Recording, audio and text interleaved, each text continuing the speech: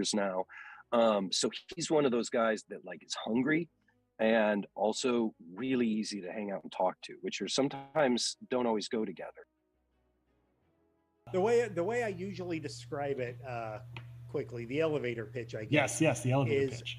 A guy discovers that he lives in a computer-generated reality, and that by manipulating this file that he's found, that he can change the nature of reality. And he immediately makes such a huge mess that he ends up escaping to the distant past, to medieval England, to hide out basically until the heat is off. And he figures he'll disguise himself as a wizard back there, using his ability to manipulate reality.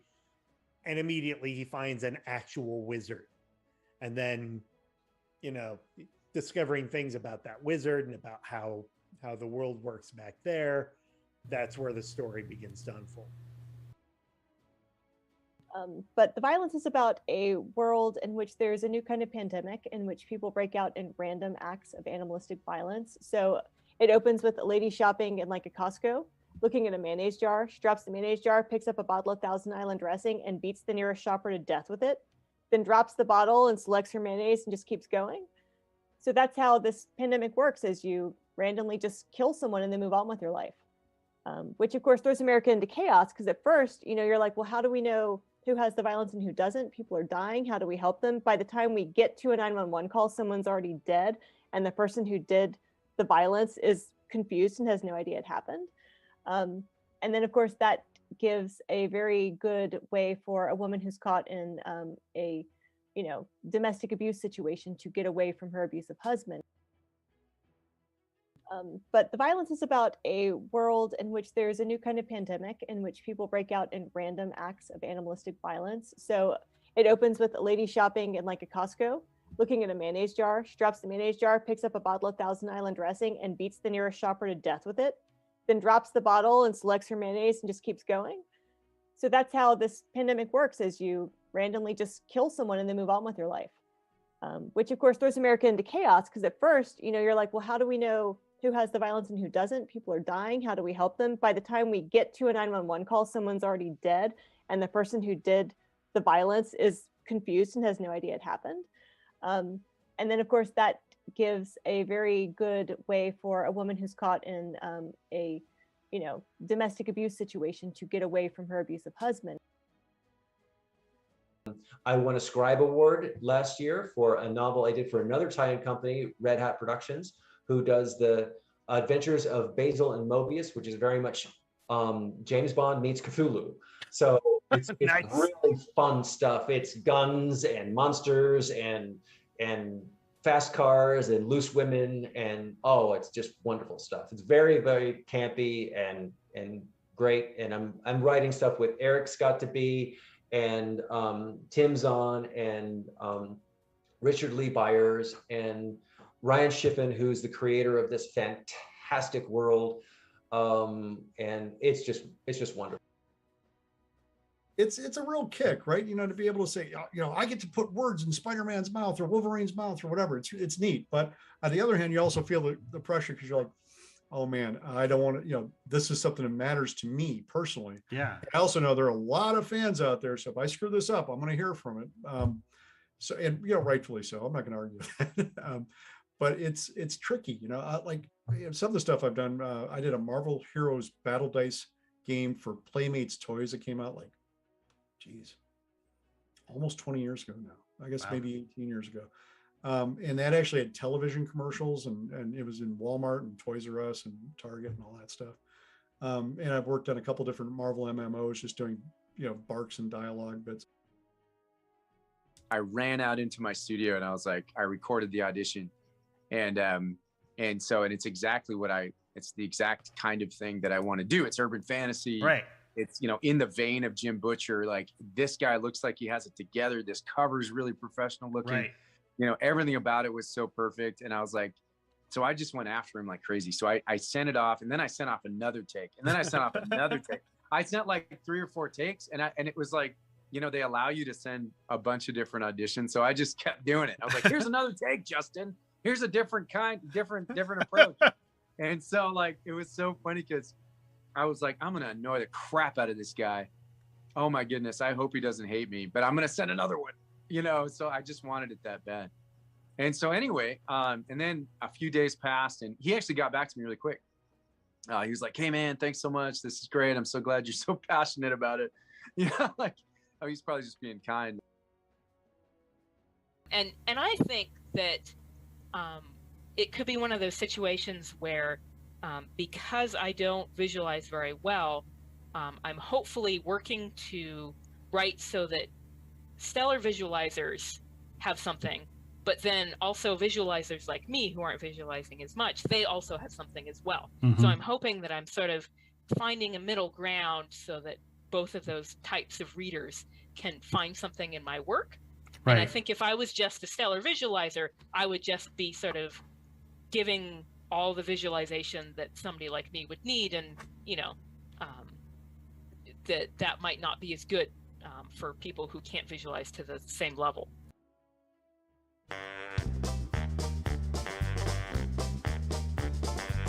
It's time to start the podcast. It's time to play some games. It's time to have some fun here on the Epic Show tonight. We'll see some off the pod here, enjoy some great alerts. We'll have a grand old time here watching Epic Rounds tonight. We love it when we come here, we clip all of the screens. The chat gets kind of trolly on Epic Rounds scenes. But that's an awesome part of the Epic family.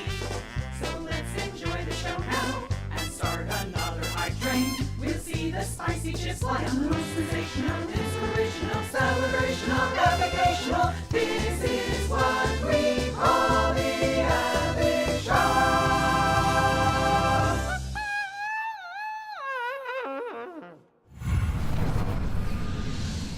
Hello, friends and enemies, heroes and villains. Welcome to Epic Realms Presents Off the Pod. It's not a podcast, sort of podcast, kind of a podcast, but not a podcast, really sort of online thing show with our good friends. We are joined by two amazing people. We are joined by Seppi, who's right here on my screen, and Mark, who's right up here on my screen. And you know them both from where? From Fight in a Box Games. That's right. They're coming on in here to hang out with us. We're going to talk a little bit about End of the Line, the new game they have coming out on Kickstarter. It's the second edition of that game. We're also going to be talking all things Apocolypse. Seppi's going to join us for the first subject, and then he's going to head on out because he's got other things important to do, and he's going to go hang out there and continue to spread the End of the Line words. Why is the rum always gone? Because it's over here. We'll leave that over there for just a little bit. Just a little bit. Thank you, Purpley, for Why Is the Rum Gone? But yeah, guys, welcome on in, everybody. All kinds of stuff today. As you can see, our very first topic is going to be how you'd survive an apocalypse. Now, the other day, I joined Seppi on his TikTok.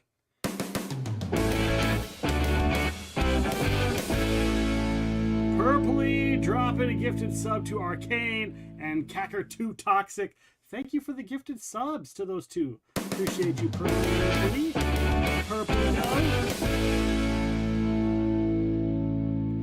And of course, guys, you are more than welcome to chat with us, converse with us, throw in your 10 cents on these topics we're going to talk about today. So I was on Seppi's TikTok the other day on Wednesday. We were talking about Apocolypse, and I asked him this question. It's like, how would you survive the apocalypse? And he was like, well, if I were an RPG character, if I were a tabletop character, and I was like, this is your show, Seppi, you do what you want. But that's not the question I asked. Not if you were a character, Seppi. Not if you were a character. So I was like, you know damn well I'm going to do this to you on Monday. This is going to come up as a subject. We're going to cover this topic again. And you were like, okay, fine. Okay. But Mark wasn't part of that conversation. I wasn't. So we got to get Mark in on this, right? I didn't warn him so he could experience this double barrel straight into the Mark face. Straight into the Mark face. By the way, guys, keep in mind, every level of Hype Train, I eat a spicy chip. I know Purpley just gifted 2 gift subs, if all of those of you are there and participating, but I'm not the only one participating. Mark has spicy salsa as well. He's willing to do some I brought my special You can't see them. I brought my special nerdy hot sauces. Nerdy hot sauce. Dragons and goblins and clerics and wizards. So we got. Whoa. Make me What are the suffer. levels of the hot sauces? Can you organize them Cleric. for me? Cleric, Dragon's mustard. mustard. Goblin's elixir. Okay. Wizard. Wizard is the highest. Well, 'cause they Wizard got is the the fireball. hottest. Yeah, Fireball. Dragon, like exactly. I feel like dragon should have been the top, but maybe it's like dead dragon. This is it's to me it's more mustard than hot sauce. Because No. dragons, Yeah. while they breathe fire, they still have a very sensitive palate. Yeah. Yeah. They have that chink in their armor. Is it really hot sauce then, Mark? Is it not sauce? It is no, it is hot sauce. This is significantly hotter than your not sauce. My not sauce. Yeah. Is your not sauce Thunderworks. Yeah, no. Thunderworks had a Thunderworks branded hot sauces at Origins if you bought their new title. And I asked them about it, and they're like, well, this one's mango flavored and this one is jalapeno, but there's like one jalapeno that they put next to the barrel, so it's really not that spicy. And I'm The like, jalapeno just looks mean at it while There's it's a getting jalapeno made. that was growing somewhere in the facility. like Yeah. they took they have one jalapeno and they're like, oh, jalapeno examine, and they put it off to the side, and they're like, now is that really hot sauce or is that not sauce? Yeah, And that's a so, very good and that got me kicked out of Thunderworks booth. That's great. Wow. Wow. I know I get Sticker Mule, which I get my stickers from. Yeah. Stickers that I get. Yeah. They sent me, because I've gotten so much stuff from them, whether it's t-shirts or stickers or whatever, I get so much stuff from them that they sent me a bottle of their hot sauce, and I was like, that's really awesome. Look at stickers. Do you guys have Epic Rum stickers? Pretty sure I don't do. have an I Epic do. Rum sticker. I do, I don't but I think have you've not ever given me adhered them one. to something I've important yet. not given you. I thought I gave you like 2 of them at don't Gen think Con you a couple did. years ago. No, I have. they I would have. be I on one do of have these Epic things. Rum Okay. stickers, Next and time I will see you use again, them. Mark, I will inundate you with stickers. Yeah, that sounds pervy. I love it. That sounds pretty. Tell me more, Nick. Slowly. Right. Do So, some more. everybody, I want to say thank you and welcome in again Katie, who is first. Katie, redeemed first, officially first, and unofficially first, coming on in there. And Wino coming in. Thank you very much. Purpley Dove is here. I know there's a bunch of people lurking in there. Curly Girl is here, and I think Bentley is here, is coming on in. Zao is here. Mocha Noise, Ronix, Ryvan, welcome on in. Everybody in there. Hello, hello. Katie says hi, Seppi. Yeah, I love hearing the familiar names and taglines of your fan base. Well, you've It's been here amazing. so many times at this point. You know, Yeah, since you're the record holder. I am. I am. The Guinness Book of Records. Now, this is the off the pod equivalent of juggling 3 Rubik's cubes simultaneously and solving them at the same time. Yeah, guess what? I thought that was the tomorrow. the new record holder. Guess how many minutes it took him to not drop them and put them up 3 at a time, Who's that? and solve them simultaneously. Guess how long it took him, Mark?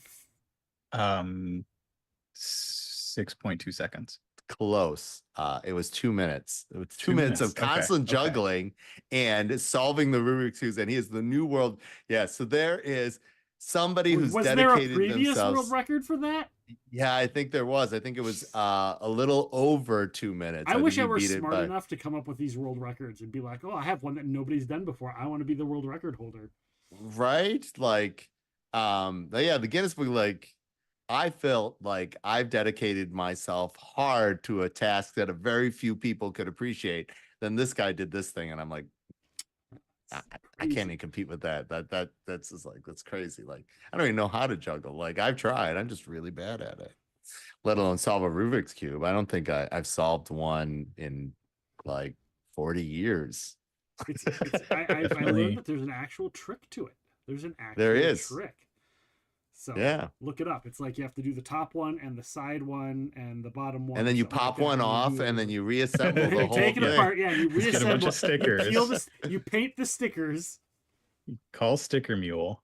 Call Sticker Mule and get new Sticker stickers for your Mule. Rubik's Cube. Hey, Sticker Mule, where are you keeping those I stickers? need those stickers. I have to say I don't think the Rubik's Cube solving is a skill that will translate to surviving the apocalypse.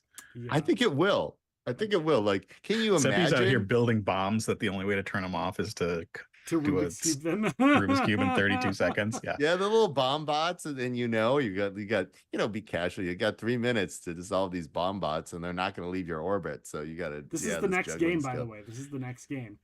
Yeah, bomb bots, the game. Bomb bots, the game by fighting a box, and one of them, the cover is going to be the Rubik's Cube. It can't be the Rubik's Cube bomb. Definitely won't get sued for that. It'd be copyrighted or something, right? Yeah, be like, that's no, right. You can't. Yeah, and then you just make it like a 5x5 instead of a 3x3. Yeah, something like that. But with that being said, let's start our first topic. Let's start the time, which I don't even have my button set because it's been a long day. It's been a busy day for me. We'll just keep on babbling while you set up. Okay, here goes the timer. Boom! I got it set up. So, all right, Mark, we're gonna start with you. We'll let Seppi think about it because he needs that extra time since it's been almost a week. How would you, Mark? How would you survive an apocalypse? And it doesn't matter. You can pick what kind of apocalypse. Yeah, that's a very important distinction. Something happens today, right now. Yeah. Boom! During this show, end of the world. Tomorrow, you're like in the apocalypse. What skills do you bring? Is there certain things you would do, a process you have in place to survive in whatever apocalypse that you choose? And we might change it on you and be like, well, what if it's one of these apocalypses? But we'll let you choose to start. Well, the starting answer is that I'm good at growing things. Okay. I will supply the world with all the spicy peppers. Okay. And sell those. Radioactive peppers, maybe. Yeah. And I'm good at making things. So if you need like building, like constructing like out of wood, I can make maps. I can make all the drawing and carving, and my master's degree will finally going to use it to make weapons in the apocalypse. Oh, I see. Melee weapons and signs to show you that those melee weapons are dangerous and where to get them. See, and by the way, I want to point out to the audience watching and listening, I'm not the only one that says melee. See, Seppi does it too, and he's awesome. So quit giving me crap. Quit giving me crap for saying melee. Do they want us to say melee? That's what they melee weapons. I'm fancy, but I'm not that kind of fancy. Melee, it's too. May I lay? May I won't lay my weapons. Me lead these weapons. So, Mark, do you have in your mind like, okay, this happens. This is exactly like what you're going to do the next day. Like you're like, I'm going to grab this and I'm going to go here. I have a place to stay. Cause it's like, is where you live safe during say a zombie apocalypse or safe from raiders in a post-apocalyptic, nuclear fallout sort of world? Or would you have to find someplace else that's more safe for you? My goal would be to get into the middle of the woods. Okay. Get as far away from people as possible. I'm fine with that. Being an introvert, I just get off the grid. I can chop down some trees. Got a little hatchet. Never have to see a person again. Except for your lovely wife and your cats. Except for my wife and my cats. Yeah. Bring them with. Pack them up. Yeah. Because you'll need food, right? Yeah, they're good hunters. That's right. They're good hunters. The cat will bring you apocalypse. We're gonna eat rats. I can see you on your log cabin lawn when your brother Doug shows up with his guitar, and you're like, "Yo, get off my lawn! I will shotgun you." And then Nikki going, "He's your brother. I know that, and that's why he got a warning." Welcome in, Sunstrider. There are also a number of friends who we've been like, you know what, we should just all buy some property next to each other and start a town somewhere. So I could also see that happening. Yeah, where one person goes out, like gets the message out to the other people, we're going to this place, you can all come, we all have our different skills. We did pre-pandemic look at one of those communes for you. We did. Somebody was like, hey, we don't have anybody in our art commune who makes games. Would you like to, like, okay, well, what's your internet service like? And they're like, what? I'm like, oh, okay. All right, Mark, you had time to think about it. A little bit of time to think about it. What do you bring to the table when it comes to the post-apocalypse? How are you going to survive? What are you going to do? You got a plan set in place? Me? I'm only capable of surviving apocalypses where people still have value. So we're talking like inevitable machine revolts in the like Matrix sort of sense, or when aliens want to use us as cattle. Like I'm only really, I have very middle management skills. And so you would have to I'm either there on the initial roundup helping other people not panic, or you put me in like a freezing pod and you wake me up when there's enough humanity to boss around. Or more frighteningly, you could include me in your genetic re-engineering process when you need to make some sort of terror animal that's like a dog-human hybrid that scares people. Then you can have like my genetic Seppi's code and face this on a Rottweiler. Yeah. Like you can see now, you can see that, and that's a terror that no one wants. Thank you for redeeming the aliens. Sorry, Sunstrider, it is not active on this thing. I forgot to turn that off. I appreciate you redeeming the aliens coming in to steal our little cow Bessie. It's not up there though. I apologize.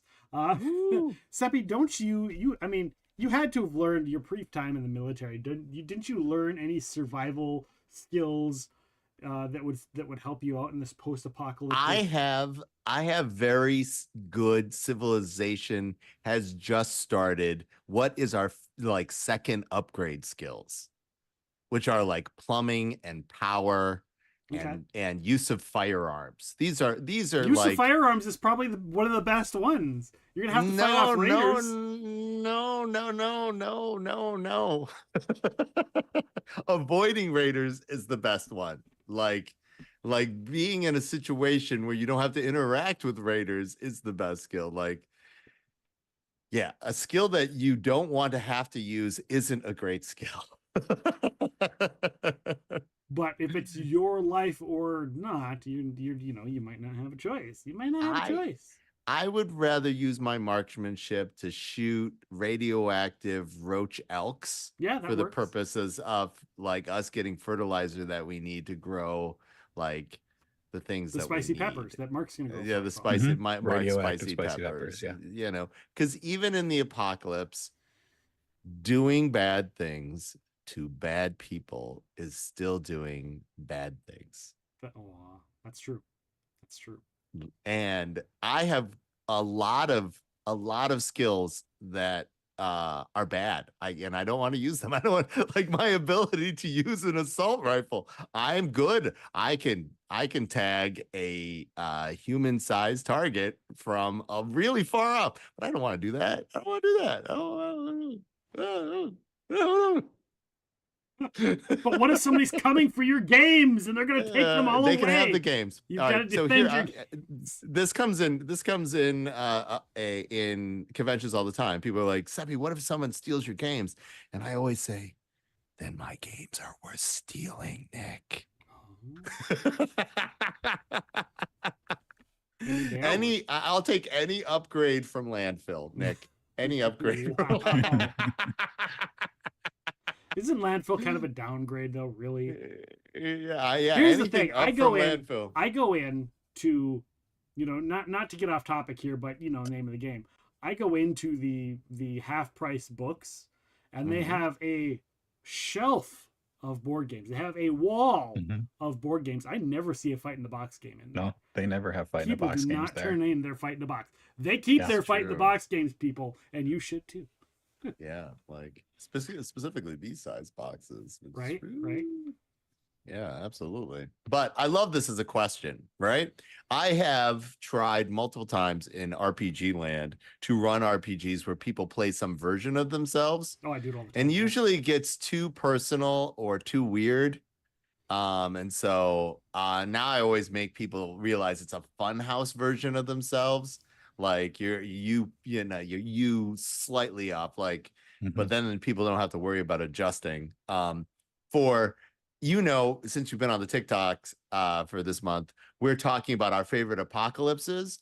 And so what is interesting about post-apocalyptic settings and the genre in general is super exciting, because you can ask yourself, you can see yourself in the situation, right? What do I do if zombies come for me? What do I do if raiders come for me? What do I do if I'm the last person on Earth, right? These situations are things that people can picture. Maybe because the genre is so developed, maybe because people have like that kind of thought experiment, but yeah. Say you are the last person on Earth, Seppi. You're the last person. As far I'm as so you sorry. Know, as far so as many you know, of you good people, as even in far this as audience. You're the last person out there. Oh my and you God, could be I'm wrong, so sad. but you get yeah. to the point where it's like, it's all about survival as long as possible. How do you survive, and what do you do to survive? If I'm on a solo journey, dropped into an urban or rural or you wilderness wake up in the morning and landscapes. there's nobody left in existence. Just there's empty cars. The lights are still on in some of the places till the power runs out at the power plant where the people disappeared. Maybe some of the power plants go nuclear. I would spend at least 4 hours doing what Depeche Mode told me, which was enjoy the silence. But after that initial 4 hours, then I think I would start searching for who was left and why. And then since we're in Minnesota, I would figure out if I would needed to move someplace and what I would start getting together to move someplace. Right? Like winter is hard here. Right? And then I would I would be in planning phase. Logs on your furnace. right. So I would try to figure out, after like the initial period, then I would start the gathering period of what resources do I need to be in, like what building is it safe to bunker in, right? Because buildings will decay. Right. And, different buildings have different things going on, right? And, if I woke up and I'm the last person, I would want to choose within that first week or two before things that are inherently require technology start going bad. Yeah. Right? Yeah. Like refrigeration, anything that requires refrigeration or sterilization. I'm like, I need to find myself what is the most sanitary building that has access to clean water as quickly as possible. Yeah. Because here's the thing, like even gas pumps. Yes, you could get a generator, a gas powered generator, but guess what the pumps run off of these days? They need to be electrical. Like if the grid goes out, you can't pump gas in a lot of these places. And guess what? Gasoline goes bad. Mm-hmm.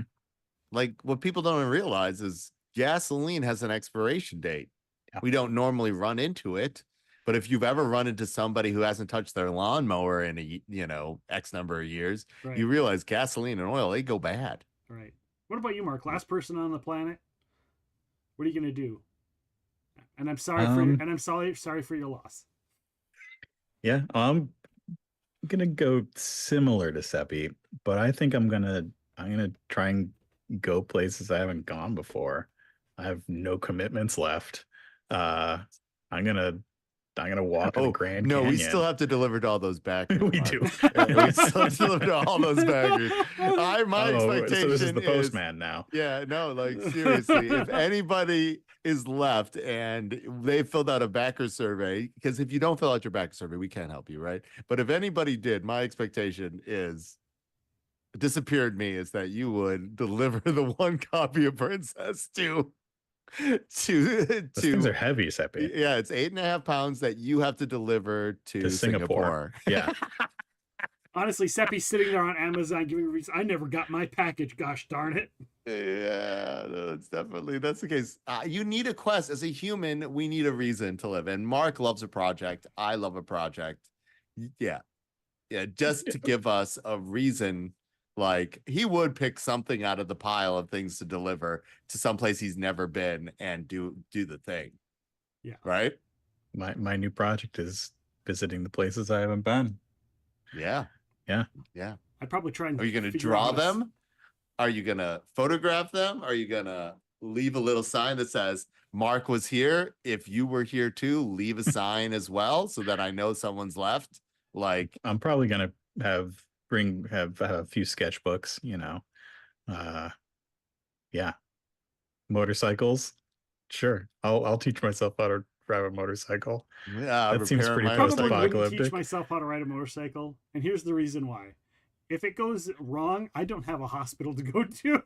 Oh, bicycle with Yeah, no, it'll switch over to bicycles pretty soon. a tricycle plus, a train of those kitty carriers Yeah, behind you so you right. can like What pull about them along. What about one of those like tricycle motorcycles Yeah, there that you go. looks like a lobster? Yeah. Yeah. Or the slingshots. They look pretty hardy. If I were the last one, I'd probably look into solar. Solar power? Yeah, you get solar setup. You don't need gasoline. You just need Yeah. a sunny day. I would have to do a little bit of research beforehand to see how long solar cells last, right? Well, they're going to last longer than gasoline. Yeah, no, like the number one thing that you need in your post-apocalyptic setting is a dentist who's comfortable with medieval dentistry. Oh, no. So like that's you. seriously, That's you. like, oh my God, like the teeth are so important for a human, and they are the ability to do a lot of things. And most importantly, get nutrients into your body. And so, like, the number one person you recruit for your post-apocalyptic world is dentists. Yeah. Especially if they didn't get their dentistry from the United States. No, I'm serious. I'm serious because the United States is the only country that you don't need a medical degree to be a dentist. Whoa. So, like, I know so many people that are like near Texas that would go to Mexico to get their dentistry done because you had to have an actual medical. You had to be a doctor before you became a dentist, and so you'd get doubled up on that. Mexican dentist, suddenly the quest for the Mexican dentist is suddenly a post-apocalyptic. You're like, yeah, like, Mexico. yeah, right. yeah, absolutely. That's pretty sweet. Or Canada, sweet. or wherever. But those I do love Canada. Canada. Like the boundary waters and the Great Lakes will suddenly become really good and really clean really quick with humans being like, it's hard. Like, you're living a hard ass life though. The winters are pretty freaking serious. I used to live up there. I go there. That's where one of the places. But like, there's game enough to keep you going. Like hunter gathering, you can definitely do that stuff. Now, if I'm not the only one alive, like if it's like 75% of the world is gone, I would probably go up where my wife is from, because there's family members up there. They have 600 acres, 1,000 acres of farmland, and they're all farmers. So all right, so I love math, this, and you don't need that many people gone for society to unravel. No, you don't. I'm just throwing a number out there. You only need 10% of people to be gone for society to unravel. I don't think people realize that, like, just like the veneer of the planet, the atmosphere and all this kind of stuff is very thin and malleable, and we are living all this kind of stuff. The social construct of society that we live, the people participating in it, only 1 in 10 people need to, like, we're looking at the election cycle now, like, how many people does it take to derail a democracy? The people interested in derailing democracy are not in the majority. Right. Yeah. It is a very small number of people. It is a very, very, very small number of people. And so apocalyptic settings require very little to start. Woo! Yeah. Is this where REM comes in and they're like, it's the end of the world as we know it. Yeah, I miss some of that Cold War shit. I'm glad it's all coming back around. Hey, I feel fine. And I feel fine. I feel fine. Oh yeah. That's the thing. Yeah. So, which apocalypse would you prefer to survive in? If of all the apocalypses, which one do you think you are the best suited for survival? Zombie the Matrix. Alien. The Matrix, where the bots are like keeping me as a battery, like maintaining my physical health because I'm a wreck. and I could just be some old world weird squirrely program just questing reality. Like that's the only one that I'm like actually suited for. They The take one you where- out. You'd be the one of the people that's pulled out. Otherwise, you're just part of the. No, I am. It's like saying, yeah, I'd want to be part of the apocalypse where I die. That's basically what you're saying. I would take no, seriously. I took the blue pill. They're like, hey, do you want to go do this? No.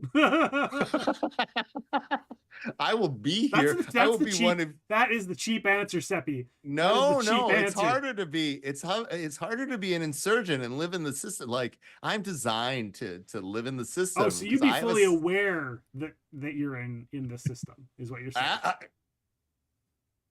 Obviously, you'd be like, Agent Smith. Yeah, take it over. I thought you were just like, I'm just gonna continue pretending like I don't know. No, I would pretend that I don't know so that I could get along in that system, and then I could help the people who are strong enough and brave enough.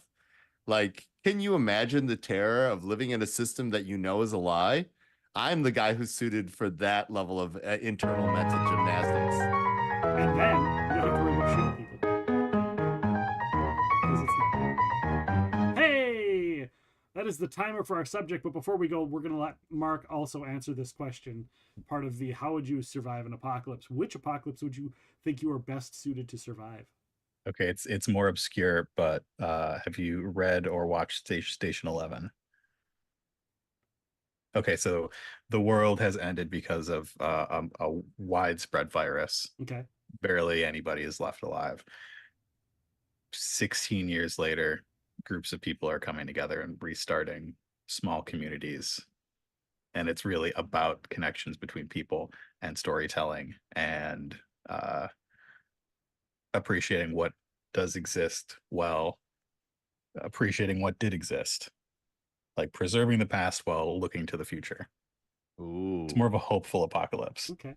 Does it have this? Does it the same feel as Wander Home? Because I could live in the Wander Home apocalypse. I could be the wizened old like weasel person, weasel guy who's in there. Like, yeah, I could do that. Welcome in, Jax. Wait, is this any apocalypse in particular? We're talking just apocalypses in general. We're bouncing around topics. I was asking what people would prefer to survive in apocalypse, because Fight in a Box Games has this new game right here on the side, right on the side of me. Seppi's also holding it, called End of the Line, which we're going to talk about here in a little bit. Mark is disappeared from the thing. So he has line at the end. So Mark's going for the virus apocalypse. He wants a plague to end the world. I'm assuming I survive. Yeah. Assuming you survive. And Seppi wants a robot takeover. Yeah, an inevitable machine revolt. I've been talking about the inevitable machine revolt for 15 years, or an alien apocalypse. Those two apocalypses are well suited, where you could have a chance to either steal or subvert another piece of technology, and force of will in both of those has an effect on the environment, right? In the Matrix, it definitely has a force of environment. Like subverting or surviving alien mind control technology has everything to do with how insane you are. And I'm like, yeah, I'm the craziest one, mother.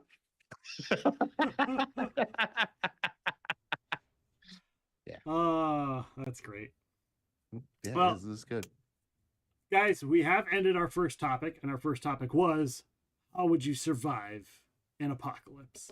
What skills would you bring? We talked about what skills you bring, what things you do, where you would go, what apocalypse you'd be best at, suited for survival. And I think for me, I think it would have been more of a as much as I don't like the zombie apocalypse movies and genre, I think that's the one that I'd be best suited for surviving. Either that, or maybe, as long as, you know, I'm not going to get nuclear radiated, I'd probably be pretty good if I survived a nuclear radiation at surviving solo. But I have a degree in nuclear plumbing, so understanding what the rads do to your body and how to do, like, at least I have. How far away do I need to be from a nuclear bomb to survive?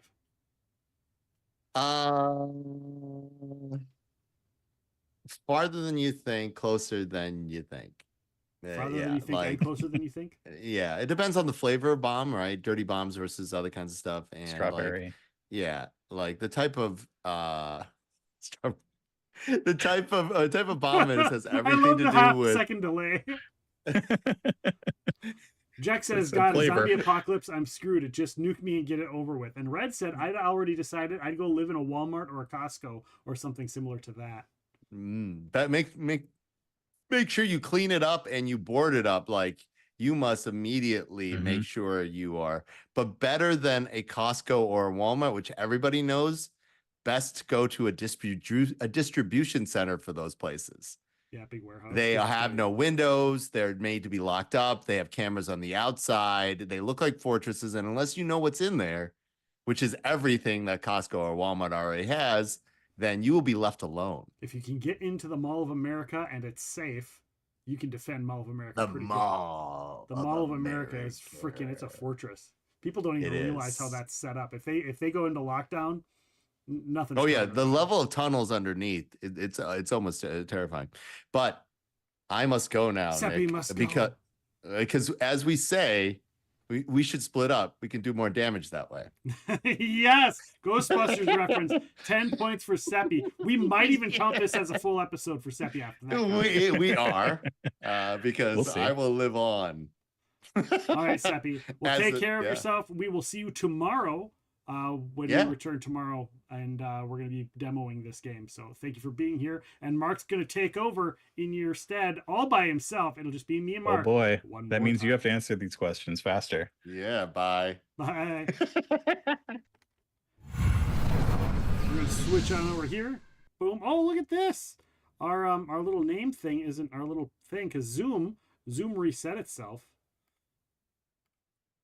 So let's try and fix our Zoom thinger here. Oh, look at that.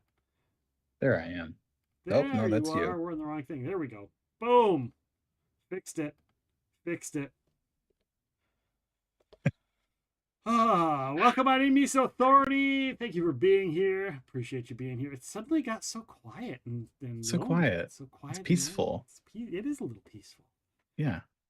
This is how I like to imagine the end of the world. There's no sound. You can just enjoy the birds, and that's why I'm going out to the middle of nowhere. If there's people, they're doing their own thing, they're trying to fight each other, I'm just gonna forage some stuff, get away from all the chaos. Yeah.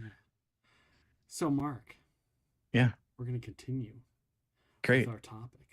And again, chat, feel free to hop on in, give your 10 cents. We'll converse with you guys as we converse amongst ourselves as well, because it's a conversation, as we all know. Mark, if the apocalypse comes, right, it's coming. Yeah. Right? I do know it's coming. There's a nuclear bomb incoming. You've got about an hour before it lands to get out of town. You'll survive if you can get out of town, but you've got 1 hour, maybe 2 hours, 1 to 2 hours. And you got to get out of town, right? Yeah. Besides pets and family, right? Your significant other, your pets in the house. What are you packing up? You've got your car. If you don't have a car, you have a car. This is actually surprisingly easy for me. So what stuff are you grabbing? What are you filling up in there? In 2018. What do you think you can actually get in an hour or two? Yeah. In 2018, my wife and I drove from Columbus, Ohio, up to Chicago, over through Minneapolis, and then zigzagged up and down the western half of the U.S. In my closet right now are 3 giant Tupperwares filled with camping supplies. I can just grab them right out of the closet. Don't even have to look at what's inside. Throw them in my car. I know they fit, and I know that there's still room for pets and bags and clothes and food and whatever else. I will probably also have to grab a sketchbook or two because that's necessary. And it'll be disappointing leaving behind all of my books because I love my books. Yeah. But I don't think books are a nightmare for travel. So I'll be sad. That'll be the worst part of the apocalypse. Leaving behind my library. Okay. Redneck Jedi wants to know, so do birth certificates and that kind of stuff matter if the world ends? I don't think so. I don't think that stuff matters at the end of the world. I don't think anybody's going to care. It's all about survival. Yeah. We also have a camping bin. And I had to think about it when I posed what these questions were going to be, which I sent to them, guys. I'm not throwing them under the bus. These topics are pre-planned. I mean, maybe only by 24 hours, but still, they're pre-planned. We also have a camping bin, but like, it doesn't have everything because we use some of the stuff in there daily. So like our cast iron pans, aren't in there. Having a tent, it'd be nice to have a tent and a couple tarps. Yeah, I've got tents and tarps. Toolbox. Stove. I've got a little stove. Little camping stove and some propane tanks. Yeah. Charcoal. Don't have that. I have charcoal. I'd probably grab it if we had room. But I think also like being able to grab things like if I can grab my toolbox and throw a couple extra tools in there to bring along. Yeah. Because, like a saw and, not just a hatchet, but like an actual splitting axe or something like that. Some bigger tools. Yeah, you can make charcoal. That's true. You can just make charcoal or burn wood. Yeah, easy. I would probably guns if you have them. Yeah. Weapons, swords, tactical vest. Yeah, I don't have any of that. If I had a lightsaber, I'd pack that. If you had a lightsaber, I'd probably pack like my 5 favorite books. Okay. Things that I have read like a dozen times that I will continue to read. Yeah. What books would those be? What books? People in the chat, feel free to answer this too. What items would you pack up if you had an hour? For real, what do sure. you have that you pack up? Because other people have different things and think other things are important, right? Yeah. I would bring like you wouldn't bring gluten-free bread along. No, I wouldn't. I would suffer. Let's see. I'd bring the His Dark Materials trilogy by Philip Pullman. I would bring the Lockwood and Company books by Jonathan Stroud, and I would bring the Abhorsen series by Garth Nix. Okay. Curly Girl says, I would bring kitchen knives and a sharpener. Yeah. Yeah, sharpener. A lot of people don't think that because it's like even for the axes and whatnot, you want to be able to sharpen some of those things. I would actually probably, if we had room, grab our chickens. Yeah. Let's be honest. All of the things you can do, whether you need feathers, whether you need eggs. I mean, an endless source of eggs, and they can eat whatever shit you give them. Like whatever you give them, they'll eat it. Hell, if push comes to shove, you can feed them their own eggs. Yeah. Scramble it up. Is there certain survival items that you don't have or that you wish you had for something like this? Like a full-size axe would be nice. Yeah. Like just a nice one. I've just got like the little hatchet guy. I've got some vehicle repair stuff. Having a little bit more vehicle repair would be probably pretty useful, especially when, I don't know, I have to switch it to being able to be pulled by horses or whatever. Okay. What about you? I'll keep thinking. Okay. Before I mention, Redneck Jedi says, well, I think I'd live in a Walmart, but also I may go right to Cabela's or a Bass Pro Shop kind of place. They all got survival stuff. So here's the thing, Red. In this instance, you have to leave the city. The city's not going to survive in an hour. You're getting the heck out. You have to go out into the middle of nowhere, away from everything in this particular scenario. So it's what are you going to grab from your house? What are you going to pack up from your house and get out in an hour or two? And keep in mind, other people are thinking the same thing. So, you'd be fighting with people in that 1 or 2 hours at the Cabela's. Cabela's to get there. So what are you grabbing in your house, Red? What's in your house to pack up for the survival? Curly Girl says garden tools too, a shovel, hoe, trowel, all of that. And any old seeds that may or may not germinate. Yeah, seeds. Bring all my pepper seeds. Yep. I have so many random little tools because we go to estate sales.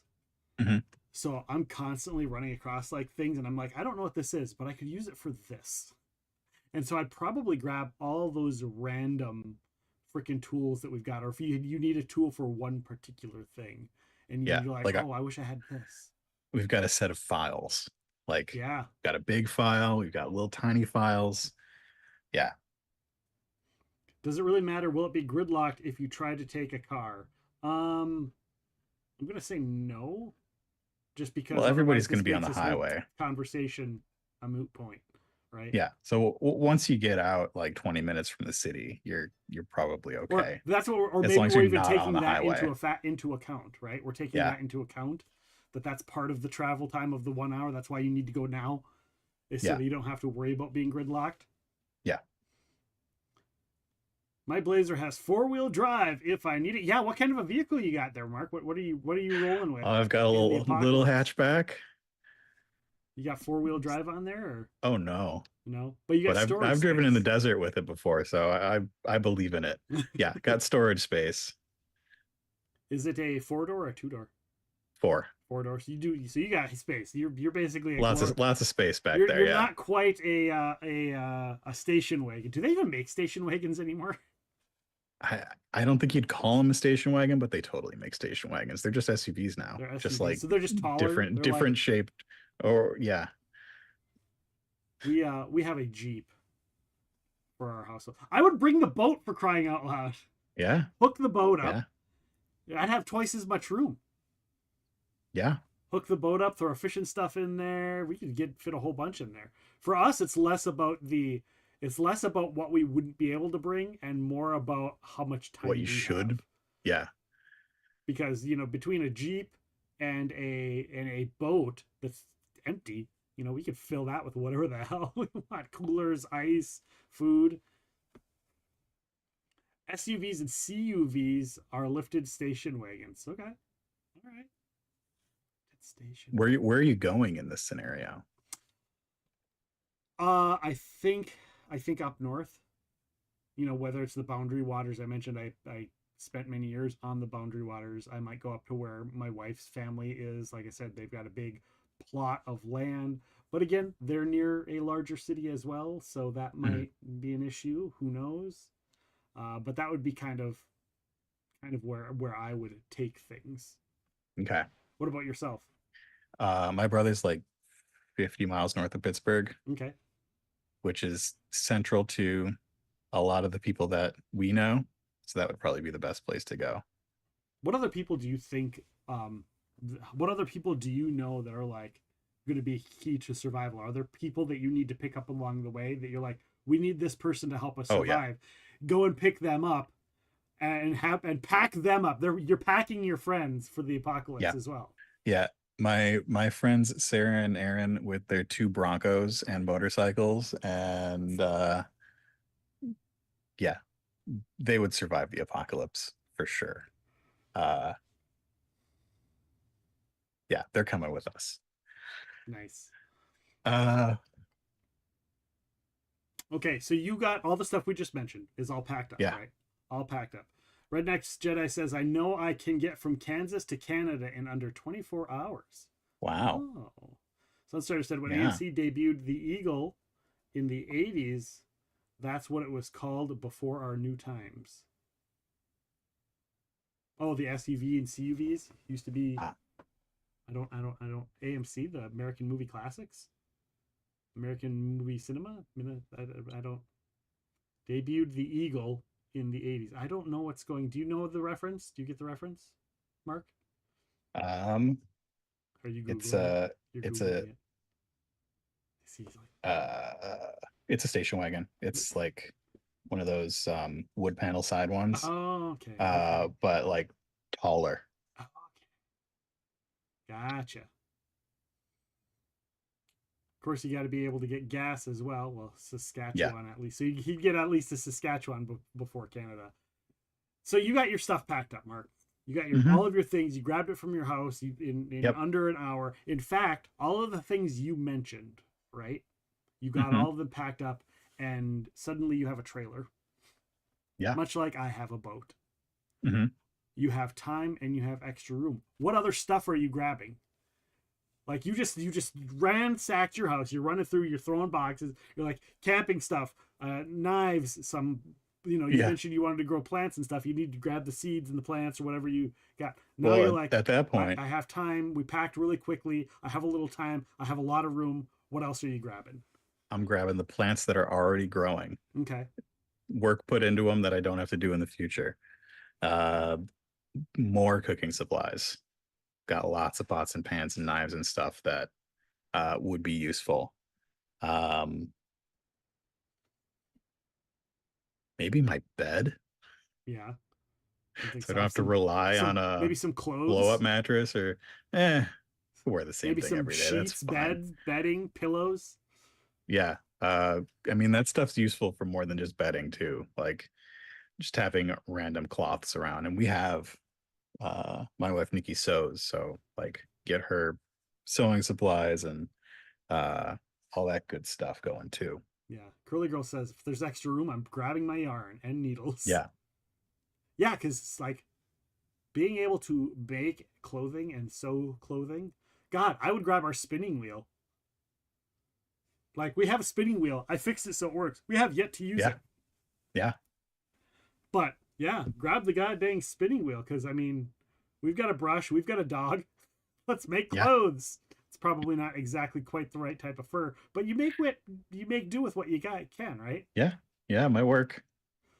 I watched a video where somebody, they were able to take paper or something and they broke it down and they were able to make string out of it. I don't remember what it was. That's cool. But I think it was paper, but it was just something. But yeah, grab cloth, because you can take the thread out of that and reuse it, right? Yep. Yeah. For whatever you need.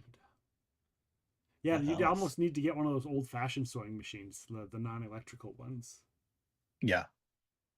I would probably also grab things like nails and other things for building supplies. Sure. Because, I mean, yeah, you can bring a hammer, you can bring tools, but what are you going to do? You're going to make the little wedge home build a log cabin where you have to like pound out a hole and faucet your Lincoln logs together in there. I mean, at this point, I'm probably bringing a couple RPG books and some dice. I'm coming with you. I'm joining you. We're playing Mechanical Quarters, you and I. Yeah. I should have put a challenge on our thing to see if people have a challenge to get another game of Mechanical Corners on stream, is what I should. Oh yeah, that would be fun. Maybe I'll still do that and have that up for the month and see if people want to have another Mechanical Corners RPG. So you can only pack one RPG. Oh. What is the game you're packing? Man, that's a struggle, because then you have to think, okay, well, what do I need the least amount of books for, right? Yeah, it's the one that you know the most, right? You don't want to do D&D or Pathfinder, because if you can only bring like one book, well, okay. It might be a Mutants and Masterminds.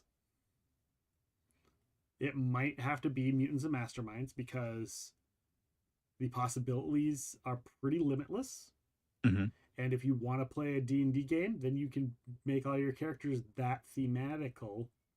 Or if you want to play a superhero game, you can do that. If you want to play an Old West game, you can do that. If you want to play a futuristic game, you can do that. It's fairly universal, and it's still a die 20 system. And you actually only need a die 20. You don't need anything else for a Mutants and Masterminds system. Nice. So I would say Mechanical Corners, but there's no physical book for that yet. Not yet. Seppi. It may have been mentioned at some point recently. We'll see. Yeah. I'm just throwing him under the bus, because I've been mentioning it every single time I get the chance. Pixel Nick says Mechanical Corners is amazing. Do another one. There we go. Pixel Nick will be joining us tomorrow. We'll be joining myself and Mark and Seppi and Octavius and Bentley right here. Nice. Because we're actually going to play the game that you see right underneath Mark there that he's holding and that he's holding up there. End of the Line, 2nd edition. We're going to be playing that tomorrow live right here on stream. It's a post-apocalyptic game. It's awesome. It is dark.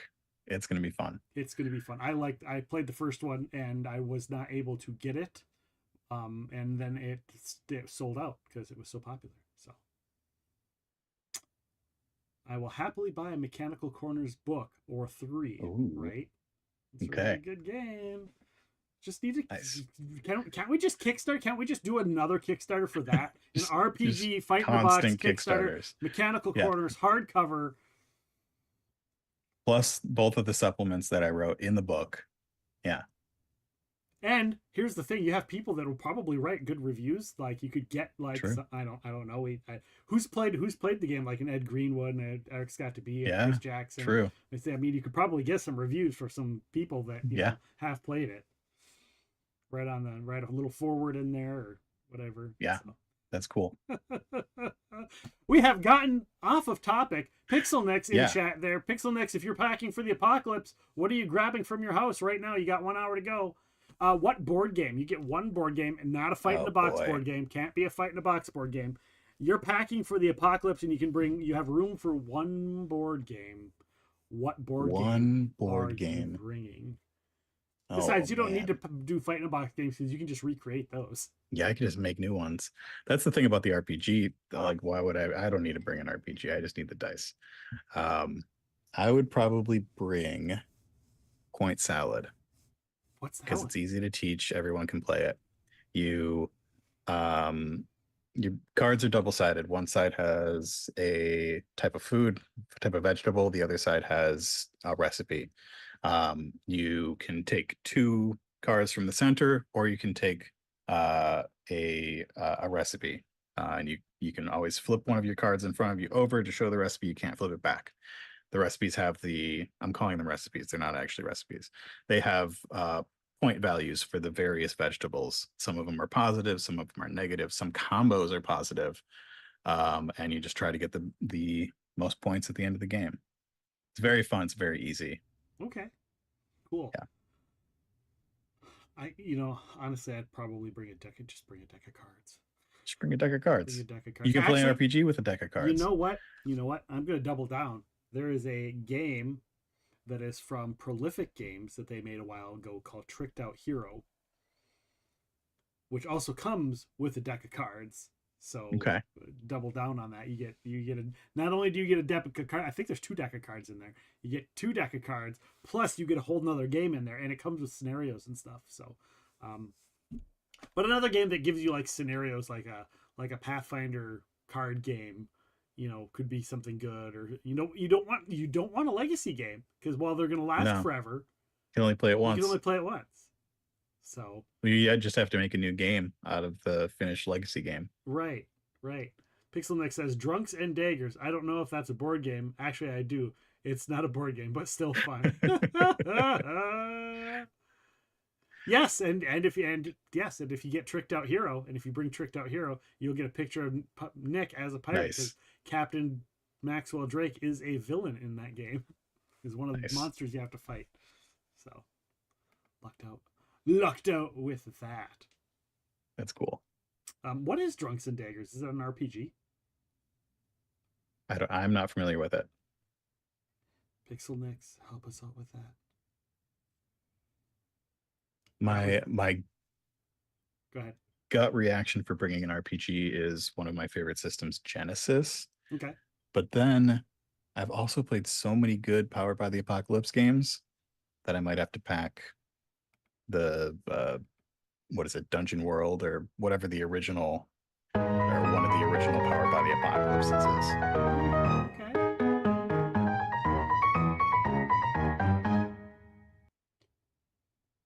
That is our alarm. Our alarm is set, guys.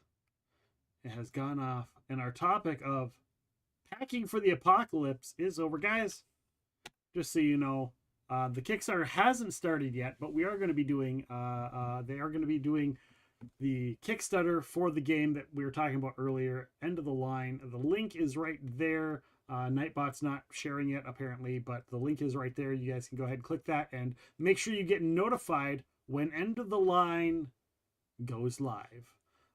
Is that the size of the full game? Yeah. Yep, that's it. I feel like the first edition was much bigger. Oh, it was huge. It was enormous. We decided to make this the same size as processing. But yeah, everything fits right in the box. That's crazy. Love a game that doesn't take too much storage. Yeah, it's a great game. Yeah. So guys, go and follow that Kickstarter. Make sure to get on there. And of course, we're going to be demoing the game tomorrow.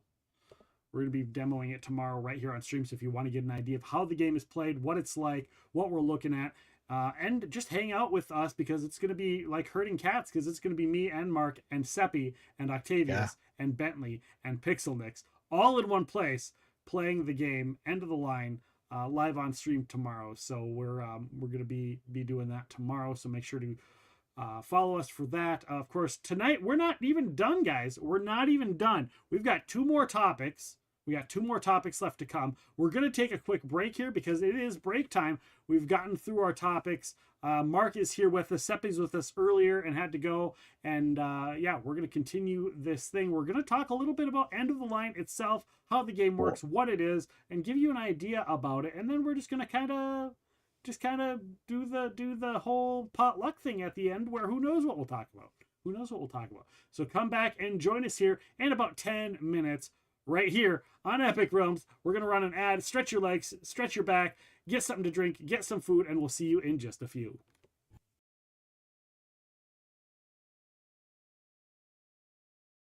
Yes, you were asking about the licensing process. With Batman in particular, it was a 2-stage thing. We do not have a direct license for Batman. We were able to work through our friends at Cryptozoic. And without them, there would have been no Batman project. Okay. Shout out to Cryptozoic. Yes, absolutely. What is it that makes dialogue something that seems to come natural to you as opposed to, you know, other forms of writing? Yeah, that's an interesting question, because I do love dialogue, and I feel like dialogue is my greatest strength. I was able to recently write a short story that was entirely dialogue, which has always been a goal of mine. And it was amazing, because I don't like description. I work very, very hard at description. I add more and more in every single draft.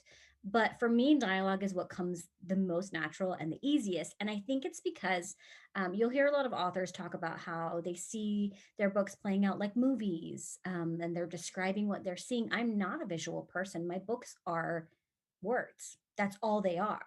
Like, if you ask me to describe my characters, I can tell you what descriptors I use in the book, but I don't see them in my head. I don't see any of it in my head. It's entirely words. Should we have Oberon say hi? Sure. To the fans? Sure. All right. So what is Twitch? Because I do it when I'm on the ground and a bug lands on me, I twitch.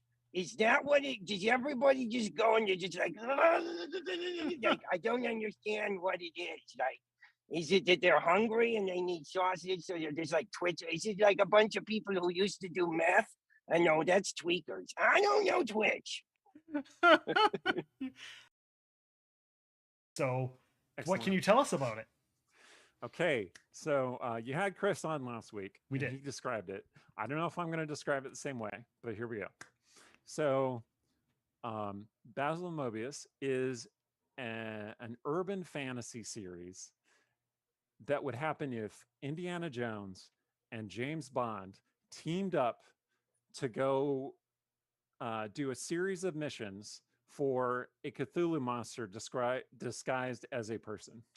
And they fight all manner of eldritch horrors and evil sorcerers from prehistoric times, and one very scary vampire ghoul lady who I created in my Story of the Machine, which is in one of the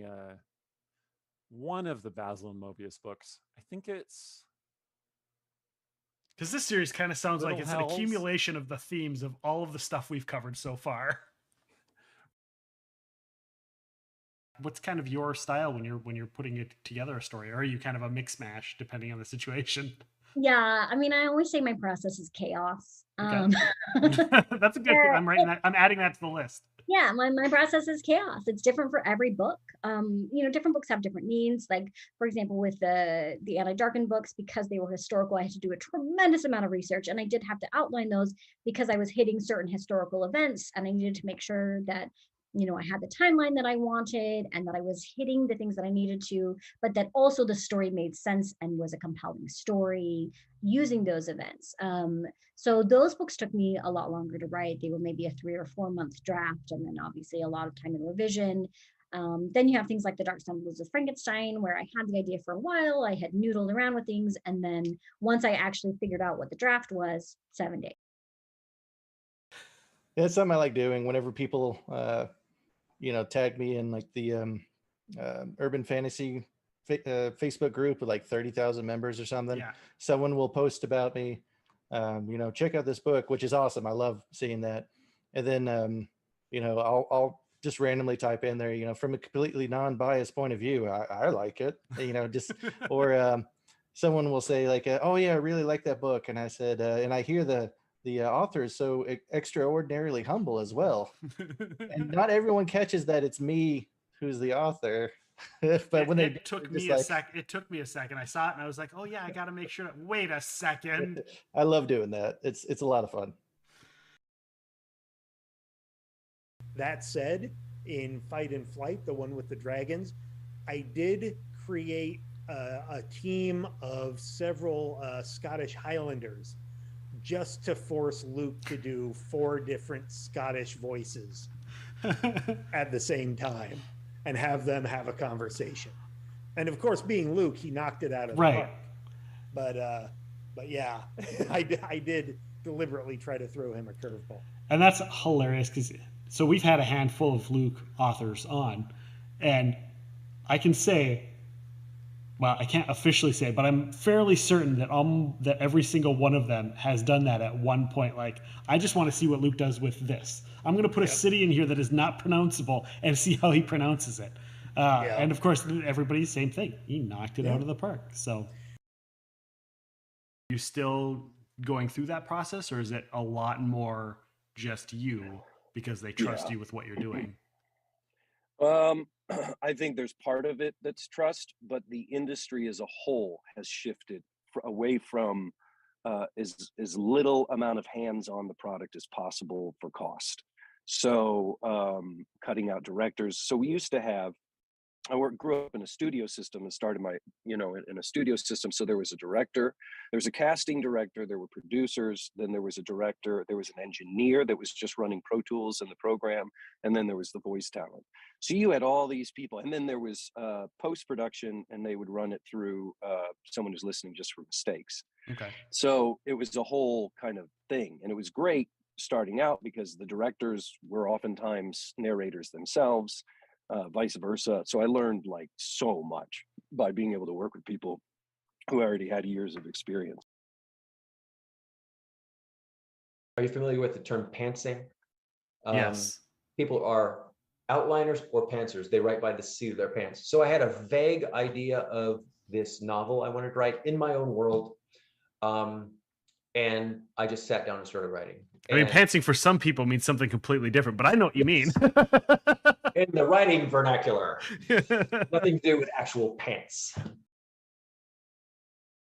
Cool. You have a favorite class you play in World of Warcraft? I always have a favorite class that's different every week, which is why I have 4 level 70 characters waiting for the next expansion.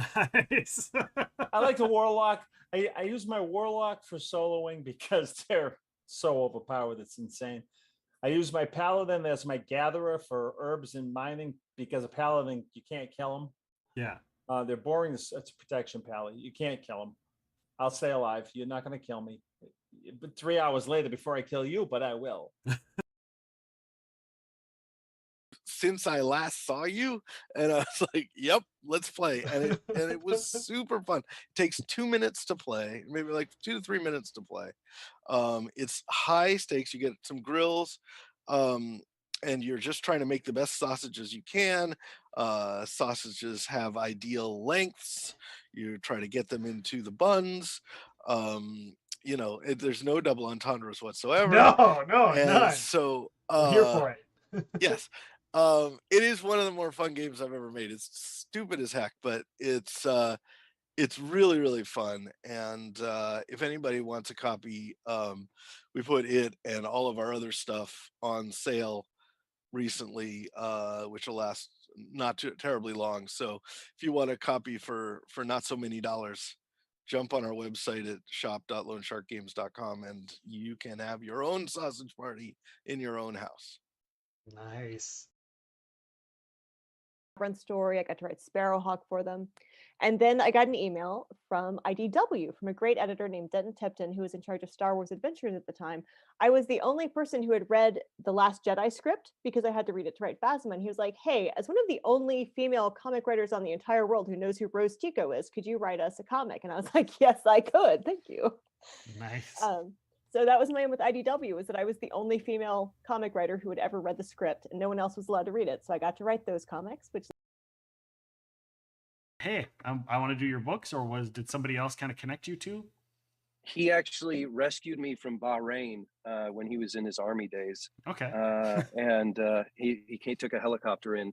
No, he's one of those guys who's got pretty good stories like that. So I wish it was cooler. He got onto me through Hunter. Okay. Hunter and he knew each other. Hunter Blaine is another series that I do the Preternatural Chronicles for. And Hunter he was pumping, Justin was starting his stuff and Hunter suggested me. And the thing that sets Justin apart is he's like, talks the talk and walks the walk, in that he's like, I want to do this. And then he does all these things to follow through, like getting the sales up by working the promotion by. Let's all get in a line. Let's all try not to die. At the end of the day, we'll see who can survive. The world has ended and you need to gather the resources for survival. Stand in line and try to outlast your neighbors. Will you get what you need or what you deserve? End of the Line is filled with the best and worst the end times have to offer. Pick a card. Pick a family member. Pick a line. Fuel, ammo, food, or water. When life fills up, see if you survive. What do you do when the world ends? Get in line with everyone else. Let's get ready to play. See which people will stay. At the end of the game, we'll see who goes away.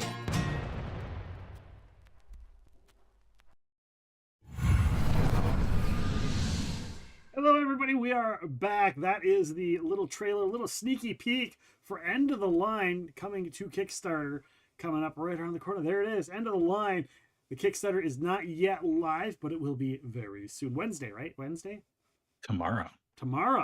Oh, so we're Tomorrow demoing morning. it on game day. We're demoing it on game day. On the Yeah. Kickstarter live thing. You should see if you could like get that on the Kickstarter so people on the Kickstarter can just join us. Yeah. Like No, have it we're- like we're- have it we're like planning a an feed where if they update, pull so- up the Kickstarter, they'll just see us playing. Yeah. I don't think they do that, but that would be cool. That would be awesome. Always need a Wilhelm screen. Okay, I'm glad I wasn't the only one. Yeah. You're welcome. You're welcome. Was that you? Did you put that video together? I did the video. Nice. Who did the voiceover? Let's see. I did the world has ended. That voiceover is me. We had Sam from the Starbirds podcast, which is the Star Wars actual play. Okay. My brother did the song and was the voice of Gas Can. Okay. My wife Nikki was the voice of Cantina, our water character, and then Beans, our food, is played by Zach from the Tales from the Outer Rim podcast, another Star Wars Not to be podcast. confused with Mr. Beans, right? No, just Beans. Just He's just happy to be here. Beans.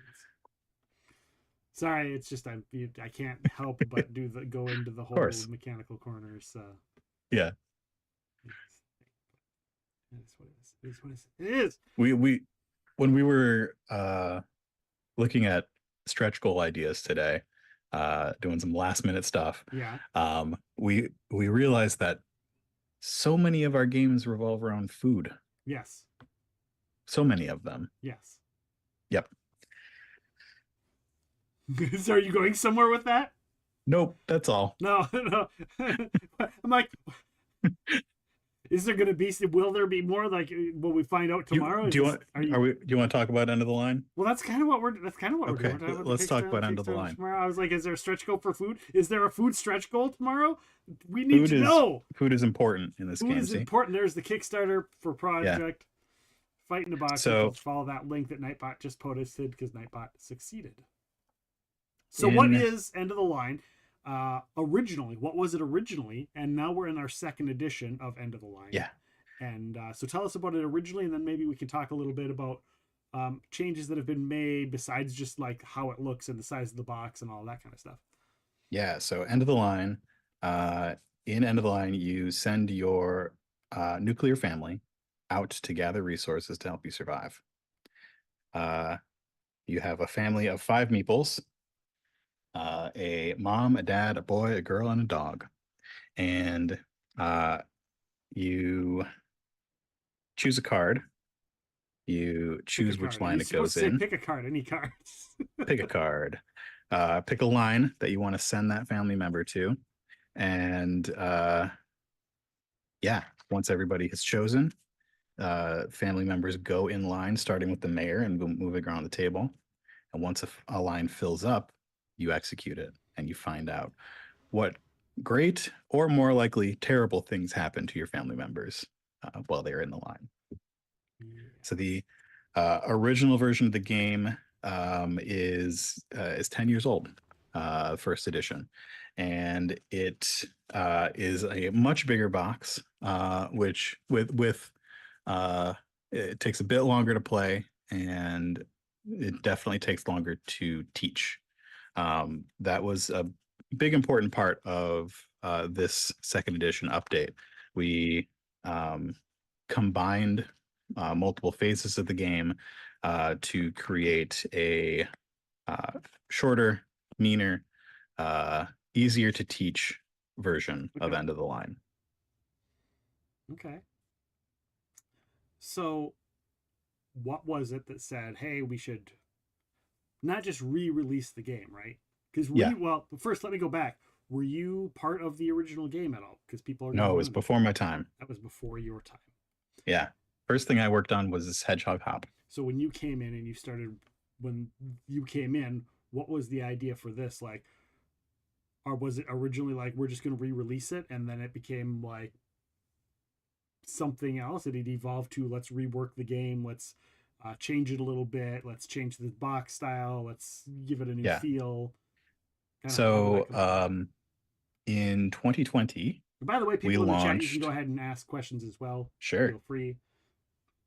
In 2020, we launched just before my time, we launched the Inevitable Machine Revolt, which is going to be an expansion for the original End of the Line.